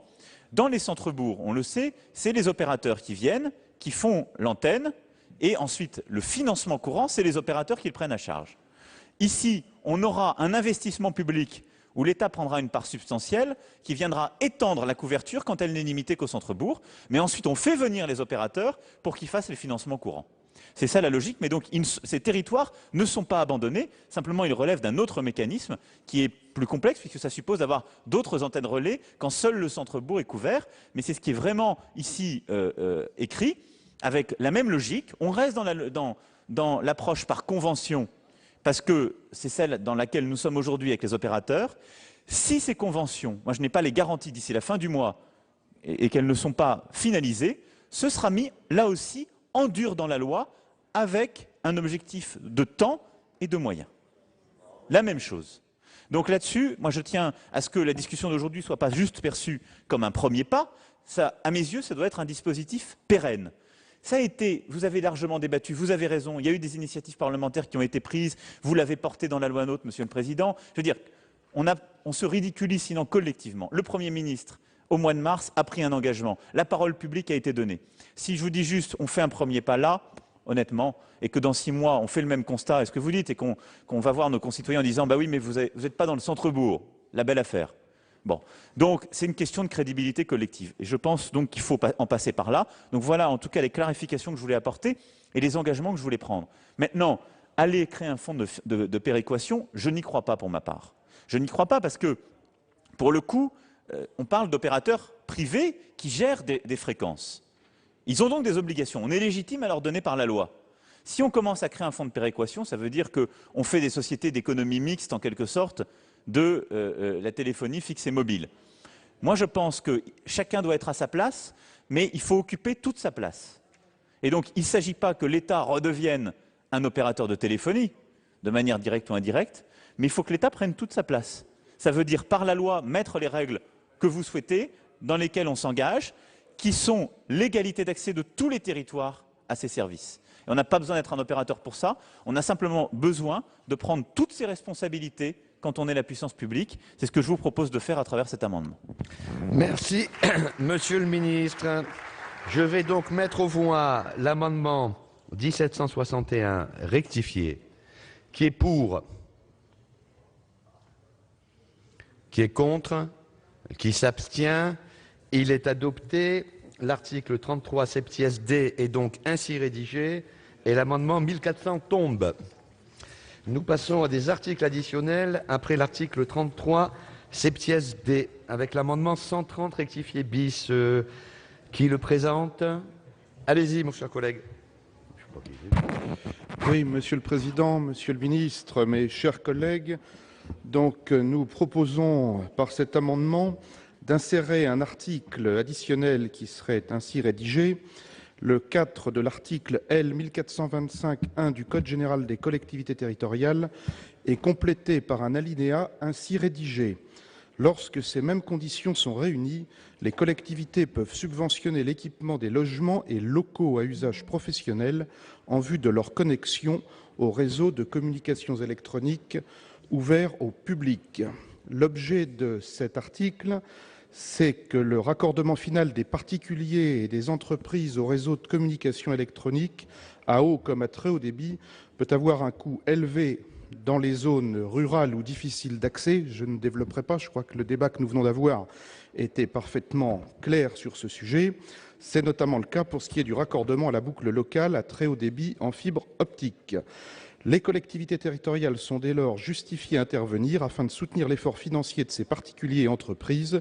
Aussi convient-il de sécuriser le cadre de cette intervention en l'autorisant expressément dans le cadre de l'article L. 1425-1 du Code général des collectivités territoriales qui fonde l'action des collectivités en matière de réseau à haut et très haut débit. Effectivement, il y a aussi des problèmes de réseau et d'infrastructure, mais il y a des problèmes de raccordement final et ensuite des problèmes de tarification. Je vous remercie. Merci. Quel est l'avis de la Commission, Madame la rapporteure? Cet amendement nous semble sécuriser juridiquement une pratique qui est déjà le fait de nombreuses collectivités, tout en respectant le principe de neutralité technologique prévu par le droit européen, et c'est un avis favorable. Monsieur le ministre. Oui, c'est ce que vient de dire Madame la rapporteure est tout à fait juste. On le constate déjà dans les projets qui sont soumis à la mission très haut débit. Donc moi j'avais envie de vous dire que votre amendement est satisfait parce que c'est déjà la pratique. Il vient en effet la sécuriser. Donc j'aurais un avis de soit un retrait parce qu'il est satisfait, sinon un avis de sagesse. Fait, Monsieur Chaise, vous m'avez demandé la parole pour explication de vote. Oui, Monsieur le Président, Monsieur le Ministre, Madame la rapporteure, je voulais proposer, à mon sens, un sous-amendement ou une précision à cet amendement, car je crains que cet amendement ouvre la porte d'un financement par les collectivités dans les zones conventionnées. Il me semblerait utile et nécessaire que l'on précise que cette pratique se réalise hors zone conventionnée.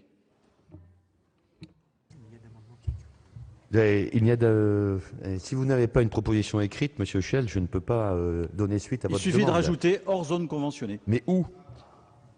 Alors, sur le texte qui dit lorsque ces mêmes conditions sont réunies, les collectivités peuvent subventionner l'équipement, etc., hors zone conventionnée. Etc., etc. À quel endroit précis? Après, ouvert au public. Voilà. À la fin de la phrase. À la fin de la phrase. Non conventionné, c'est ça? Hors zone conventionnée. Alors, quel est l'avis de la Commission sur ce sous-amendement? Avis de sagesse sur ce sous-amendement. Je ne sais pas, il faut voir les auteurs de l'amendement, mais Monsieur Alizard. Monsieur Alizard. Oui, Monsieur le Président, effectivement, c'est une précision qui ne figure pas dans l'amendement, qui peut sembler sage, puisque, en fait, la crainte, je crois, de mon collègue, c'est que soit certaines entreprises, mais aussi certains opérateurs, puissent profiter d'une certaine ouverture liée à cet amendement pour chercher à bénéficier d'aides sur des secteurs déjà conventionnés et qui est rentable. Donc on peut craindre qu'effectivement ces exceptions aillent à l'encontre un petit peu du débat que nous avons eu précédemment. Donc si du point de vue de la procédure, on peut rajouter ces 3 mots à l'amendement, je serai personnellement favorable à ce sous-amendement, si c'est possible, Monsieur le Président. Donc vous le rectifiez? Oui, absolument. Monsieur Guillaume. Monsieur le Président. Monsieur le Président, Monsieur le Ministre, mes chers collègues, je veux simplement dire que le rapporteur vient de dire que la Commission avait un avis de sagesse sur le sous-amendement. J'ai envie de dire sagesse quand même assez négative parce que les auteurs, Monsieur Delège et Monsieur Retailleau, avaient signalé combien ils tenaient à l'intégrité de l'amendement et la Commission ne peut que rappeler ce point-là. Et il nous semble difficile, en l'absence des auteurs, de changer quand même un peu substantiellement le sens de l'amendement. Voilà, c'est juste un problème de méthode. Monsieur Alizard, il vous a proposé en fait de renoncer à ce sous-amendement. Écoutez, moi je suis co-signataire de l'amendement tel qu'il a été rédigé à l'origine, donc j'y suis forcément favorable. Maintenant, il me semblait que la remarque de mon collègue n'était pas dénuée de bon sens. Monsieur Maintenant, Alizard. si du point de vue procédure, c'est pas possible, je maintiens l'amendement tel qu'il est rédigé, l'amendement initial, absolument. Parfait. Alors, Madame Gatel, pour explication de vote sur l'amendement initial, puis Monsieur Guillaume. Merci, Monsieur le Président. Monsieur le Ministre, je suis aussi co-signataire de cet amendement qui émane du département d'Ille-et-Vilaine et qui ne remet nullement en cause tout ce qui a été dit par nos collègues sur l'enjeu national de l'équilibre territorial sur le déploiement du haut débit, et on l'a dit de manière collective et sans polémique de la responsabilité de l'État.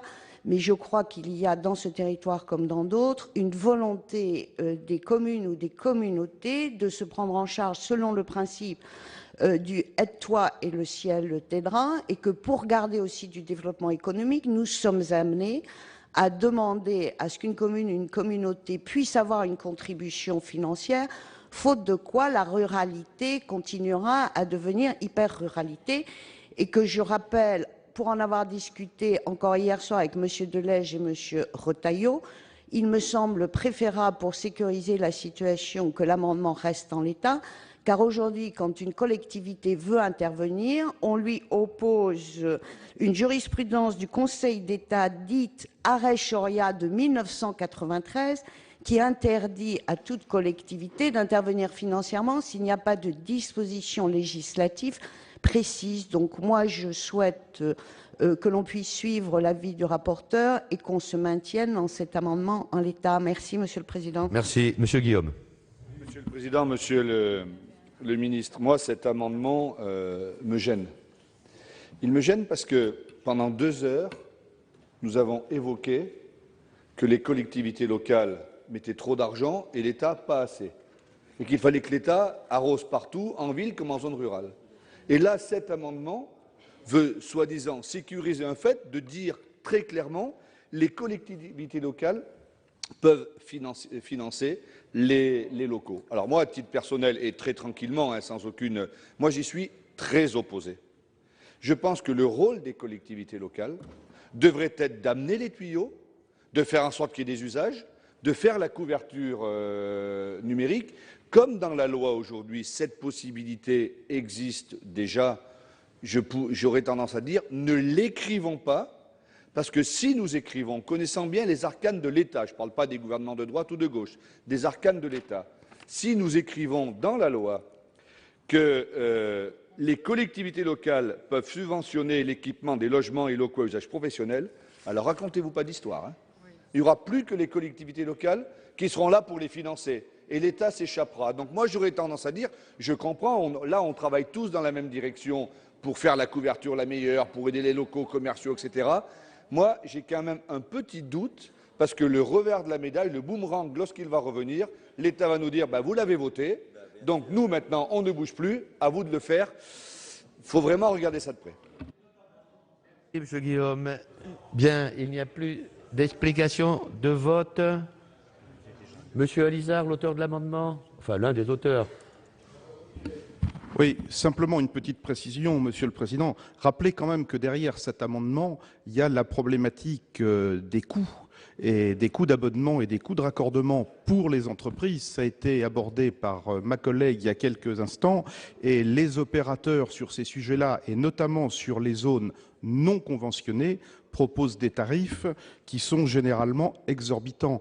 Donc l'objectif de l'amendement, c'est aussi de créer un appel par rapport à ce problème. C'est pour ça que je maintiens l'amendement et que je souhaiterais qu'il soit adopté. L'amendement est maintenu et je le mets aux voix avec un avis favorable de la Commission et un avis de sagesse du gouvernement. Qui est pour? Alors, 1, 2, 3... 4, 5, 6, 7, 8, 9, 10, 11, 12, 13, 14, 15, 16, 17, 18, 19, 20, 21, 22, 23, 24, 25. Qui est contre? 25. Bon, il est adopté.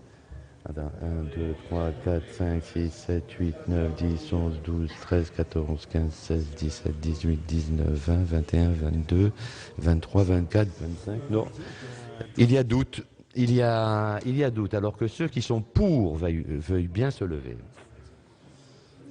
Je veux égalité, moi. Ouais. 1, 2, 3, 4, 5, 6, 7, 8, 9, 10, 11, 12, 13, 14, 15, 16, 17, 18, 19, 20, 21, 22, 23, 24, 25, 26. Que ceux qui sont contre veuillent bien se lever. 1, 2, 3, 4, 5, 6, 7, 8, 9, 10, 11, 12, 13, 14, 15, 16, 17, 18, 19, 20, 21, 22, 23, 24, 25, 26, 27, 28, 20. Il n'est pas adopté. Il n'est pas adopté. Nous passons au 573 rectifié. Qui le présente? Le 573 rectifié est-il défendu? Madame Morin-Desailly, Monsieur Moret. Monsieur le Président, cet amendement vise à améliorer la cohérence du dispositif prévu pour les projets d'installation radioélectrique par la loi du 9 février 2015 relative à la sobriété, à la transparence, à l'information, à la concertation en matière d'exposition aux ondes électromagnétiques, dites PPL abeilles. Cette proposition de loi visait notamment à renforcer l'information des maires et des présidents d'intercommunalités en cas d'installation d'antennes ou de modification substantielle de leurs conditions d'utilisation. L'article L. 34-9-1 du Code des postes et des communications électroniques, modifié par cette loi, prévoit un délai de 2 mois entre le dépôt du dossier d'information et la demande d'autorisation d'urbanisme pour un projet portant sur une nouvelle installation radioélectrique.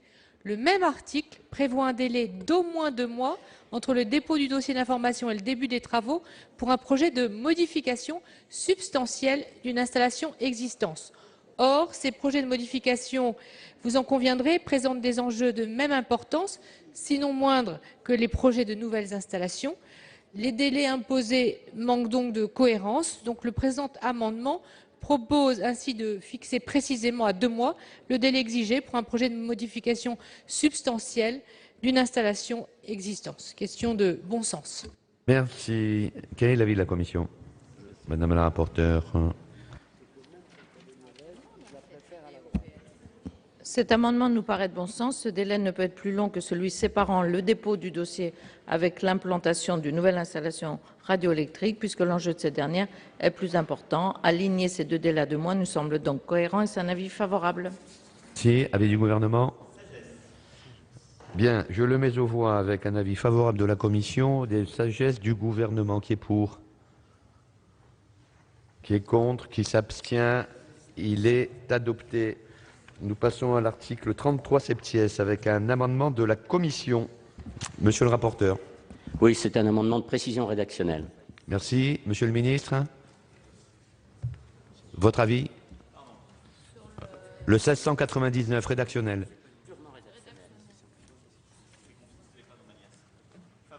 Favorable. Très bien. Je le mets aux voix avec 2 avis favorables. Qui est pour? Qui est contre? Qui s'abstient? Il est adopté. Je mets aux voix l'article 33 septies. Même vote. Même vote. L'article 33 septies est adopté. Nous passons à 2 articles additionnels après l'article 33 septies. Pardon. Un amendement 969 rectifié terre. Monsieur Leleu. Merci, Monsieur le Président, Monsieur le Ministre, Madame le rapporteur. C'est un amendement d'équilibre et de compromis que je vous propose afin d'apaiser un débat qui s'est installé depuis près de 10 ans et qui oppose un certain nombre d'acteurs de l'audiovisuel. Je rappelle que le Conseil supérieur de l'audiovisuel a la charge et la mission, de par la loi, de fixer les règles de la numérotation des chaînes. Et que la loi précise que si les distributeurs de services de l'offre de programmes comprend les services nationaux de télévision en diffusion hertzienne en mode numérique, ils doivent impérativement le mettre dans le début de numérotation, mais s'ils ne le respectent pas, ils doivent le différer dans des numérotations au-delà de la première unité d'une centaine. Et c'est ainsi que un certain nombre d'opérateurs respectent la numérotation telle que l'a préconisé le CSA, mais qu'un certain nombre d'autres font leur numérotation thématique et diffèrent au-delà de la numérotation en général 300, le bloc TNT, ce qu'on appelle le bloc TNP. TNT. Ce sujet divise les acteurs et ces règles de numérotation sont critiquées par certains acteurs de la TNT qui souhaitent que l'ensemble des distributeurs respectent la numérotation que l'on qualifie de logique, mais dont on verra qu'elle n'est pas si logique que ça, elle respecte la numérotation prévue par le CSA. Le Conseil supérieur de l'audiovisuel a souvent rappelé cette doctrine en disant que l'ensemble des distributeurs, quel que soit leur mode de diffusion, respectent la numérotation dite logique. Mais les opposants à cette mesure font valoir que la numérotation par thématique, thématiques différentes dans la numérotation, qui figurent dans leur plan de service, assure une cohérence éditoriale entre les chaînes qui relèvent du même univers et répond à une attente des abonnés.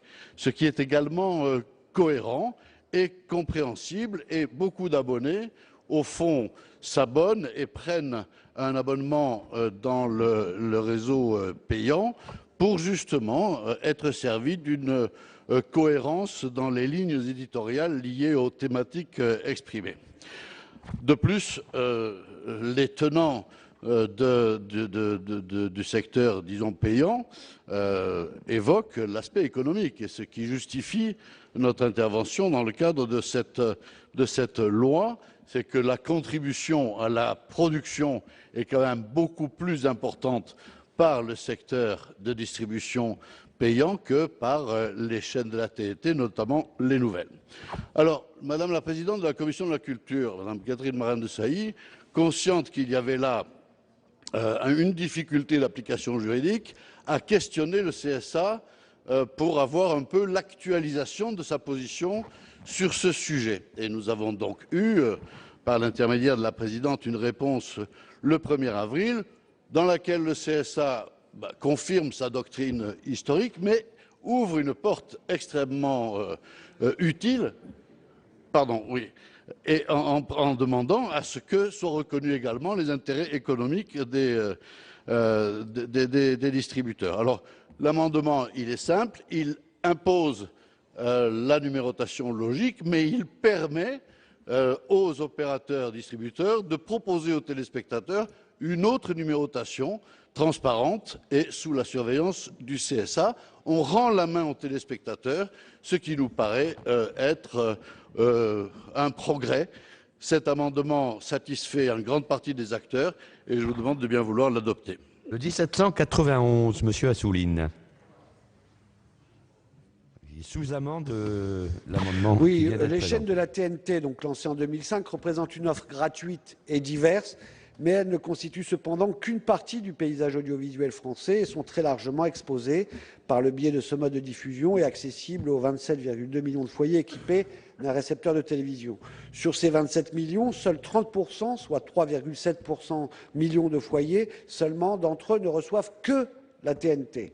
Donc, ça a été expliqué par mon collègue Leleu, il faut répondre aux téléspectateurs qui sont sur un mode, sur l'autre ou sur les deux, et que surtout ils puissent s'y reconnaître, mais aussi que les acteurs soient suffisamment exposés pour pouvoir ne pas subir l'avantage d'une exposition à l'un ou l'autre mode, donc trouver l'équilibre. Et à la suite de l'amendement qu'a déposé notre collègue Dallier, qui, en commission spéciale, qui déséquilibrait un peu, notre président de la commission culture a demandé au CSA de se prononcer sur sa vision des choses. Il s'est clairement prononcé en faveur d'une solution préservant à la fois les intérêts des téléspectateurs qui apprécient la numérotation thématique mise en place par les distributeurs et ceux qui rechercheraient une numérotation uniforme sur l'ensemble des plateformes hertziennes ou autres réseaux. L'autorité de régulation a estimé qu'une solution pouvait exister à la fois de présenter la numérotation logique sur toutes les offres des distributeurs, mais aussi d'avoir accès à une numérotation thématique qui satisferait les téléspectateurs, mais préserverait en outre les intérêts économiques tant des chaînes de la TNT que des groupes des chaînes payantes. À partir de là, l'amendement qu'a proposé M. Leleu cherche à trouver cette ligne médiane.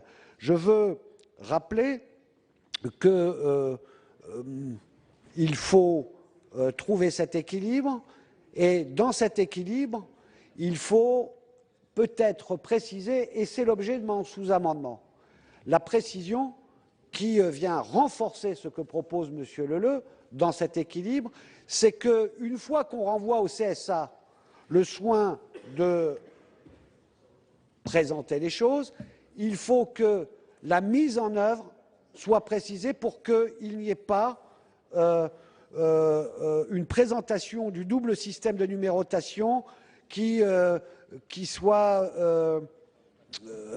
disons, qui privilégie un mode ou un autre. Bien.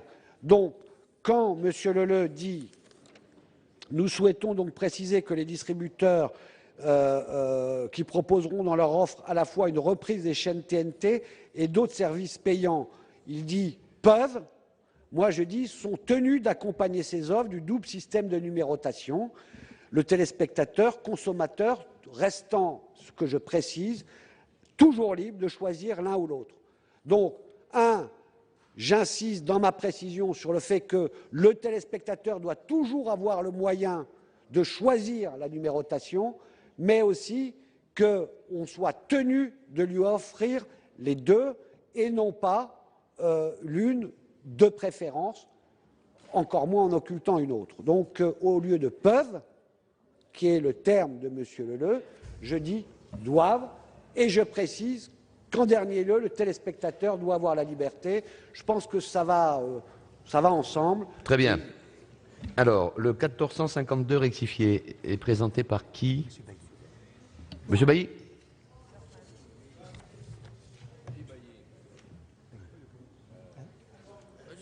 Non, je crois que Madame Deromedi. Oui, voilà, nous allons à peu près tous dans le même sens. Monsieur le Président, Monsieur le Ministre, mes chers collègues, les chaînes gratuites ont vocation à être accessibles par l'ensemble de la population, quel que soit le mode de réception de la télévision qu'ils choisissent. Or, même si les chaînes de la TNT sont bien présentes dans les plans de service des différents distributeurs de services, le téléspectateur abonné n'est pas en mesure de les retrouver selon leur numérotation logique, contrairement au téléspectateur qui reçoit gratuitement la TNT sur son téléviseur. Ainsi, le téléspectateur abonné est littéralement perdu, ce qui préjudicie fortement à l'intérêt général des téléspectateurs et donc des foyers français dont l'engouement pour la TNT n'est plus à démontrer.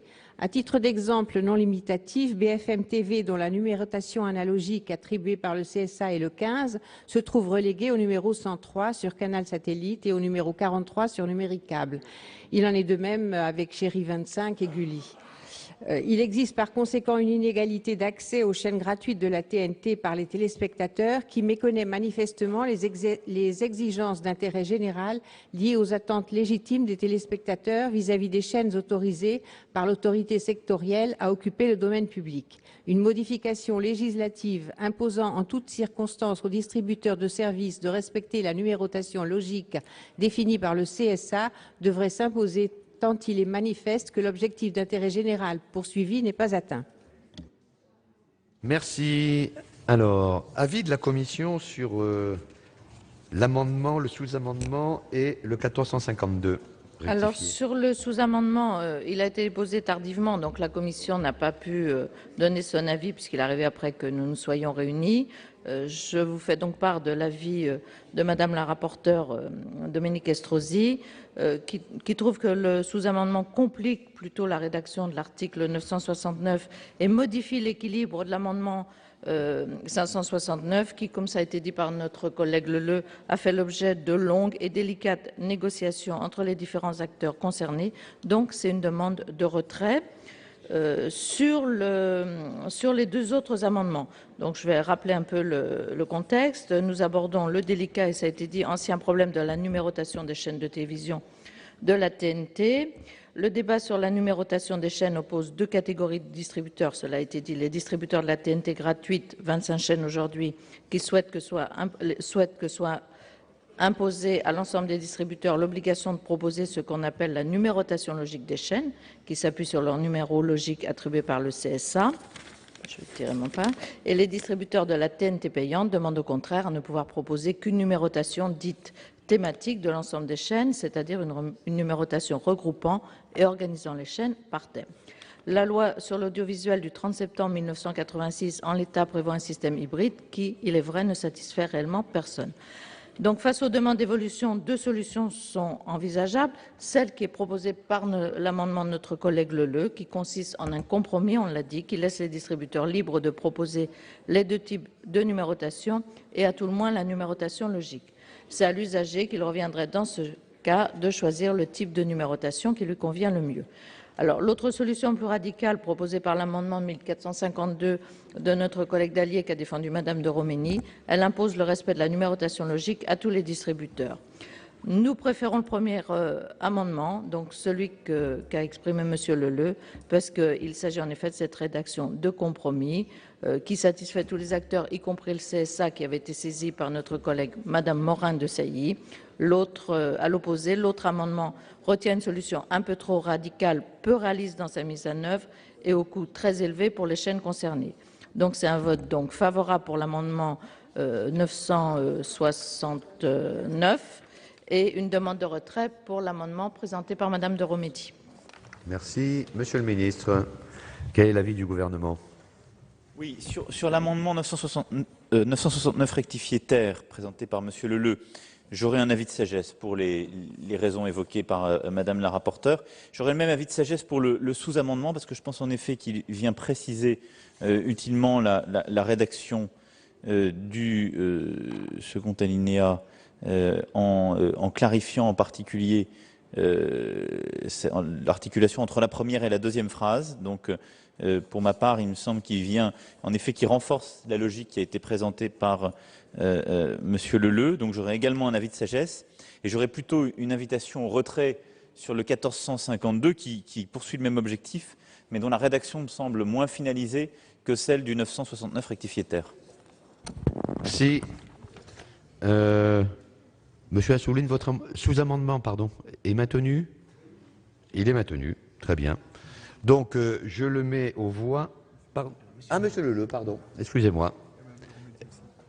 Madame de Romédy. Oui, merci Monsieur le Président. Je voudrais effectivement faire quelques commentaires sur le débat qui vient de s'instaurer.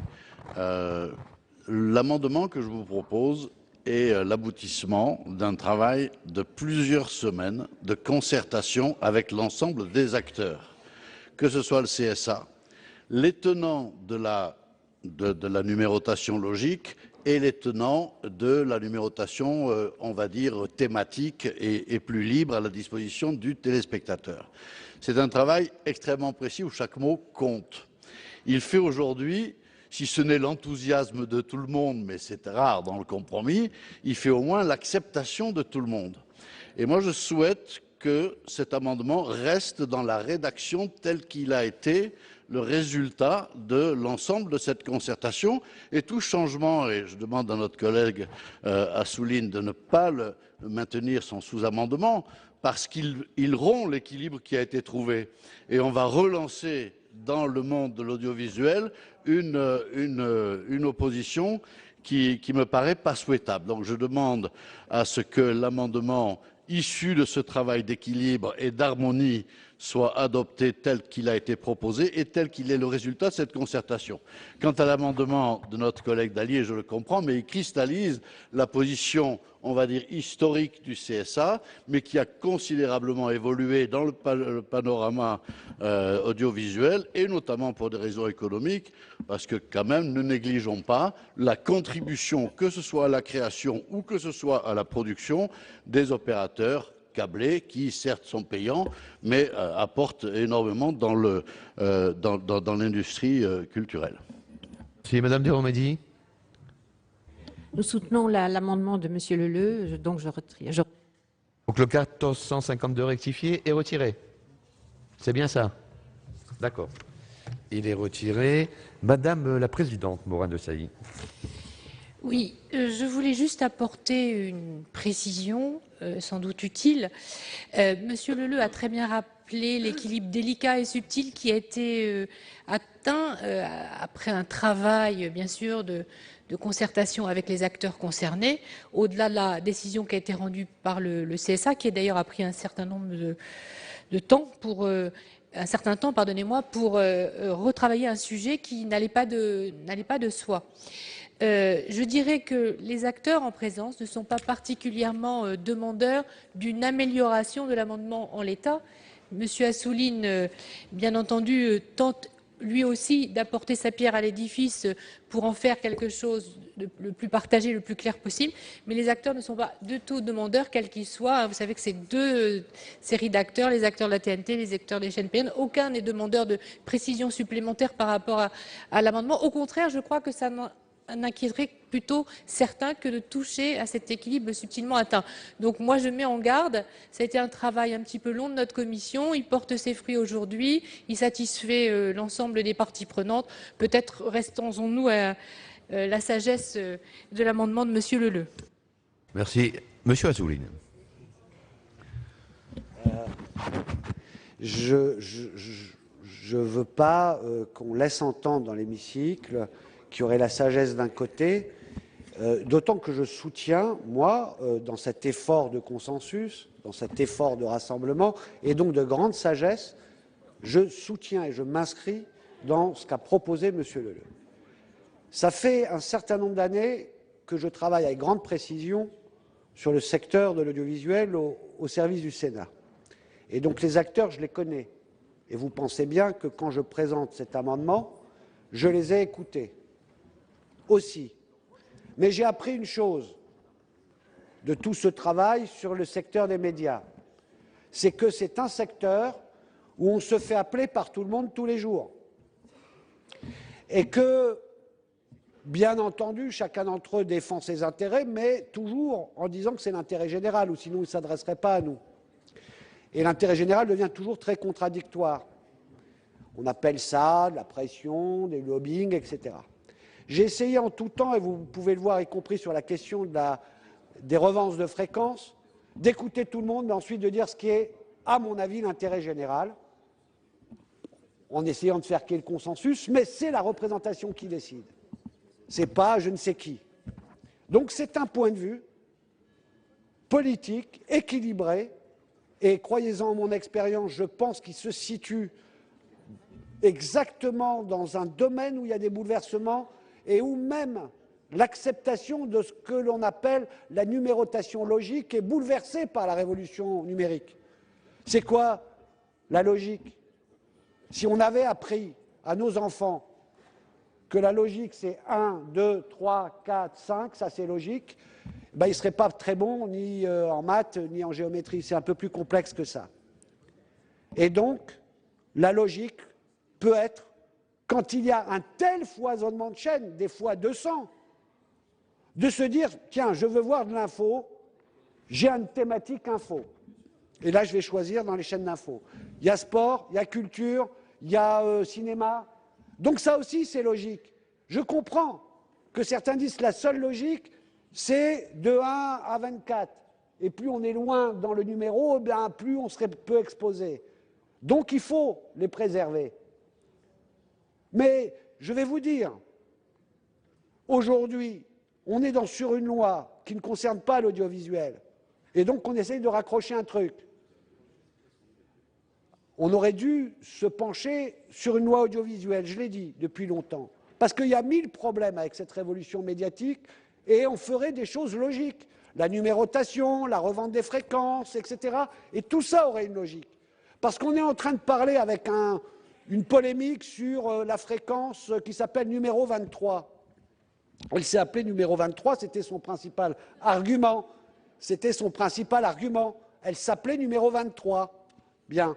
Et donc, elle était devant la 300, qui pouvait être une chaîne qui, je le dis au hasard, qui a beaucoup plus, disons, d'impact, de soucis de la création, de la diversité, etc. Pourquoi elle serait devant? Donc, mon sous-amendement va complètement dans votre sens de l'équilibre. On propose les deux ce que vous appelez la logique 1, 2, 3, 4, 5, 6, etc., les thématiques.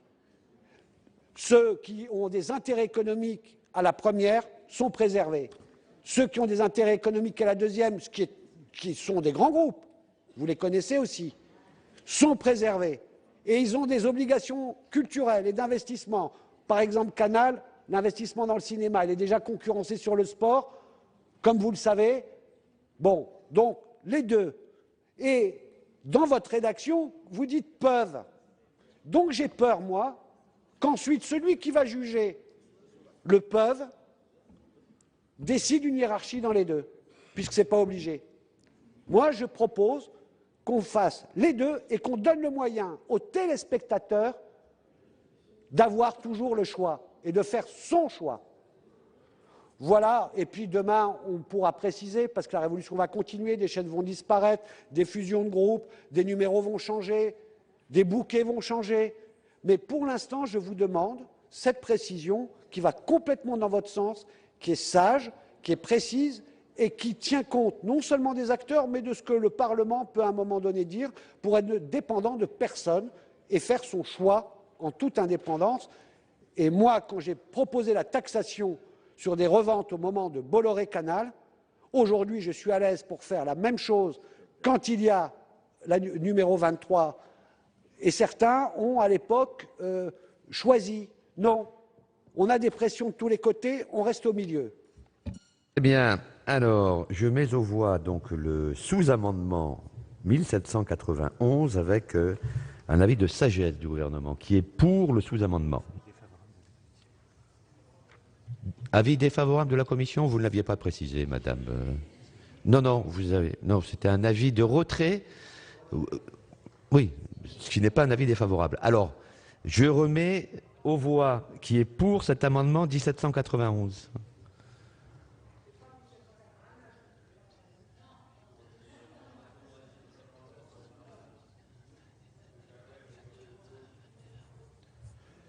Qui est contre?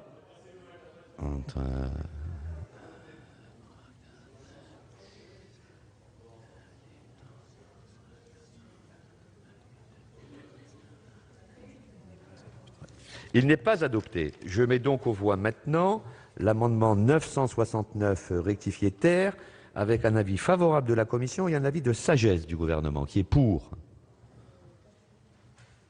Qui est contre? Il est donc adopté. Et le 1452 avait été retiré. Nous en arrivons au 33 octies A, avec un amendement 1519 du gouvernement. Monsieur le ministre.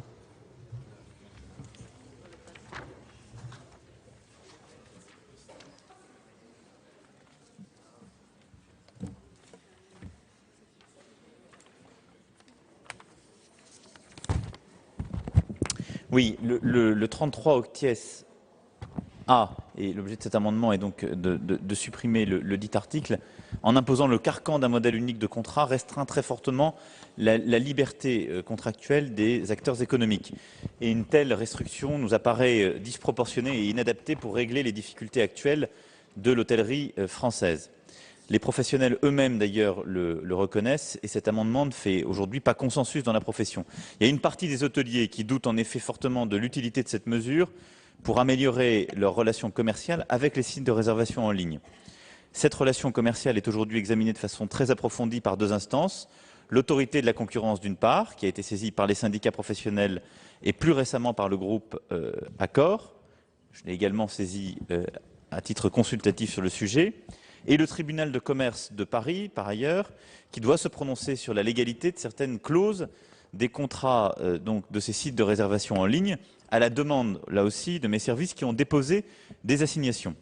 Et donc, il me paraît plus sage d'attendre les retours de ces deux services. Celle-ci devrait, en effet, en faisant jurisprudence pour ce qui est du tribunal de commerce et en éclairant le débat pour l'autorité de la concurrence, nous permettre d'améliorer le cadre régulatoire plutôt que de proposer le carcan du modèle unique de contrat ici déposé. Merci. Quel est l'avis de la commission?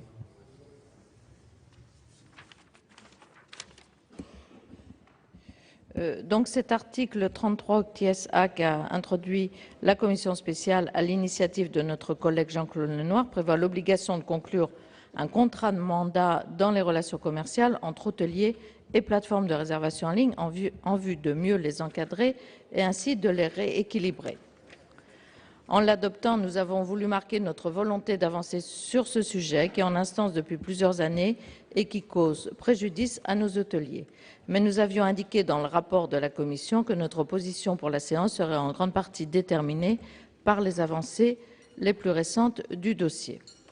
Or, nous avons sur ce sujet plusieurs recours et plusieurs consultations en cours. Monsieur le ministre vient de les évoquer. Dans l'attente de ces évolutions, la Commission a donné un avis de sagesse à cet amendement et aux deux suivants qui sont sur une suppression partielle, sachant qu'il paraît intéressant de conserver cet article en l'état durant la navette. Pour le cas où ces évolutions ne seraient pas satisfaisantes et nécessiteraient de légiférer, nous vous proposons une sagesse négative, voire très négative, à cet amendement de suppression globale de l'article ainsi qu'aux deux amendements de suppression partielle suivants. Bien, je vais mettre aux voix l'amendement 15 à Madame de Messine, pardon, pour explication de vote. Merci, Monsieur le Président. Monsieur le Ministre, Madame la rapporteure, il est très important de conserver cet article. Et je voudrais expliquer pourquoi, même si, effectivement, il y a un certain nombre de dossiers en justice actuellement, mais je pense que l'affaire est grave et ce serait peut-être bien si Monsieur le Ministre pouvait m'écouter. Mais ça semble difficile. Voilà. Monsieur le Ministre. Effectivement, c'est une affaire très importante.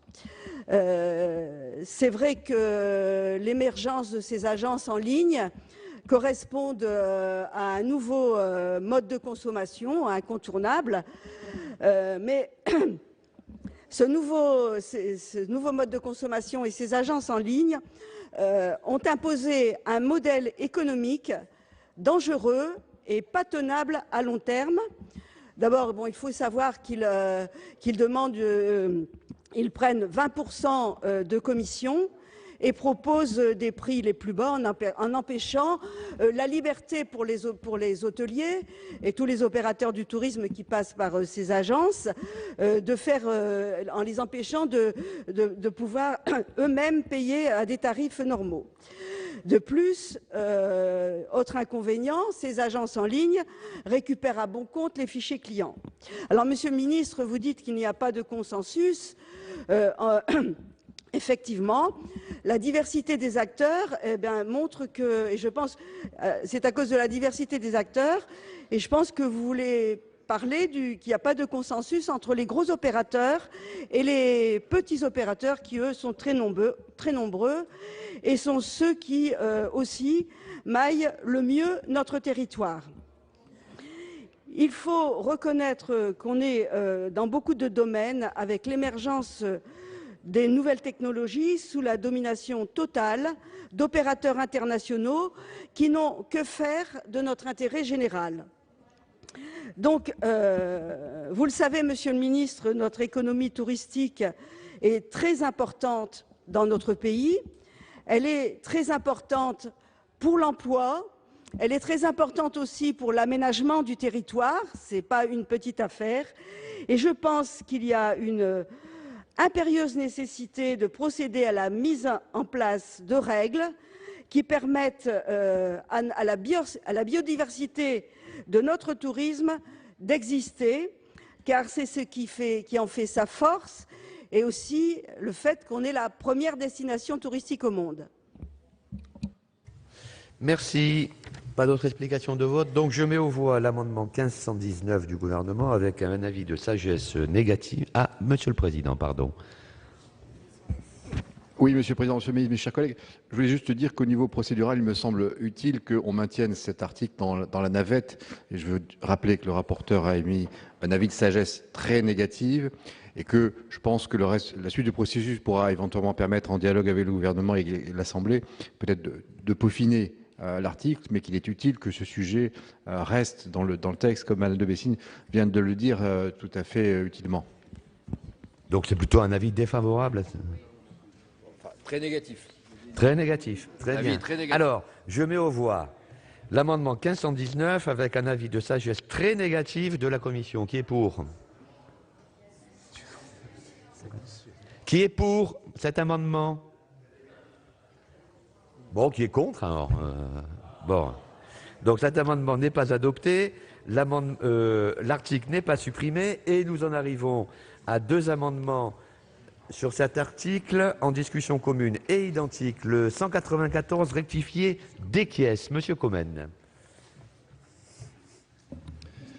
Monsieur le Président, Monsieur le Ministre, Madame le rapporteur, mes chers collègues, François Hollande a décrété, lors de la clôture des Assises du tourisme à l'été 2013, une mobilisation générale pour redynamiser le tourisme français, l'érigeant même en cause nationale. L'ambition du Président de la République est d'accueillir 100 millions de touristes étrangers d'ici à 2030 dans un marché mondial qui devrait atteindre les 2 milliards. Pour réussir ce pari, la France s'est dotée d'une agence de développement touristique, Atout France, pour promouvoir le tourisme dans son ensemble et favoriser le développement du secteur. Surtout, cet organisme, unique en son genre, doit permettre d'éclairer sur les difficultés du secteur et le rapport parlementaire afférent a pointé plusieurs transformations qui affectent le secteur touristique. Le premier d'entre eux est la désintermédiation numérique, c'est-à-dire l'utilisation des outils numériques. Dorénavant, il n'existe plus un seul tourisme, mais des tourismes avec l'e-tourisme sur le web, le M-tourisme sur les mobiles et le tourisme social sur les réseaux sociaux. Aujourd'hui, plus de 80% des touristes préparent leur voyage sur Internet, que ce soit dans la préparation ou dans la réservation. La maîtrise du numérique est devenue indispensable, chose que les professionnels du tourisme français ont mis du temps à comprendre et à appliquer, faute aussi bien souvent de ressources nécessaires face à un tel investissement. En cela, la contribution des professionnels du tourisme en ligne à l'économie du tourisme en France et sa modernisation est significative et le sera encore. Le rapport présenté par Madame la députée Pascale Got en février 2015 a confirmé cette observation. Les hôteliers, en particulier les indépendants et les plus modestes, qui n'ont pas les moyens de développer eux-mêmes une stratégie Internet, ont recours aux agences de tourisme en ligne pour atteindre une clientèle étrangère et pallier les baisses d'activité saisonnières. De plus, les services que rendent ces agences ont un coût que les hôteliers n'ont parfois pas la capacité d'endosser eux-mêmes et ce n'est pas au titre d'un éventuel gain sur la clause de parité tarifaire que les petites et moyennes structures hôtelières pourront se permettre un tel investissement. Aujourd'hui déjà, beaucoup de consommateurs pensent instinctivement que les prix sont plus élevés sur Internet à cause de la présence d'un intermédiaire. Sans clause d'accès au prix le plus bas, les hôtels proposeraient des tarifs moins attractifs sur les sites d'agents de voyage en ligne que ceux qu'ils pourraient proposer directement aux consommateurs. Devant de simples annuaires, les agences de voyage se désengageraient, comme peut-être les touristes étrangers qui, n'ayant pas accès aux meilleurs prix, opteraient pour d'autres destinations. Les hôteliers finiraient par ne plus avoir accès à la même qualité de service et la réputation de la France comme destination privilégiée des touristes du monde entier n'en sortirait pas grandi. Si les hôteliers ne souffriront assurément qu'à moyen terme de la disparition de la clause qui est un élément central des relations commerciales entre hôtels et agences de voyage en ligne, les consommateurs en feront les frais aussitôt. Pour ces raisons, il semble opportun de ne pas maintenir dans le texte de cet article la mention suivante, nonobstant la disposition de l'alinéa précédent, l'hôtelier conserve la liberté de consentir aux liens, tout rabais ou avantage tarifaire de quelque nature que ce soit.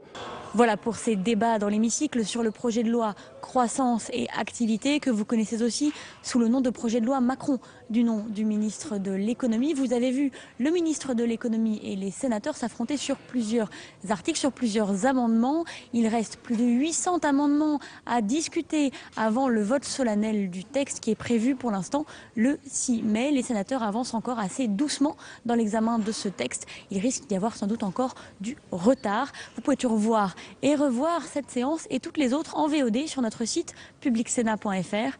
Très bonne suite des programmes sur les chaînes parlementaires.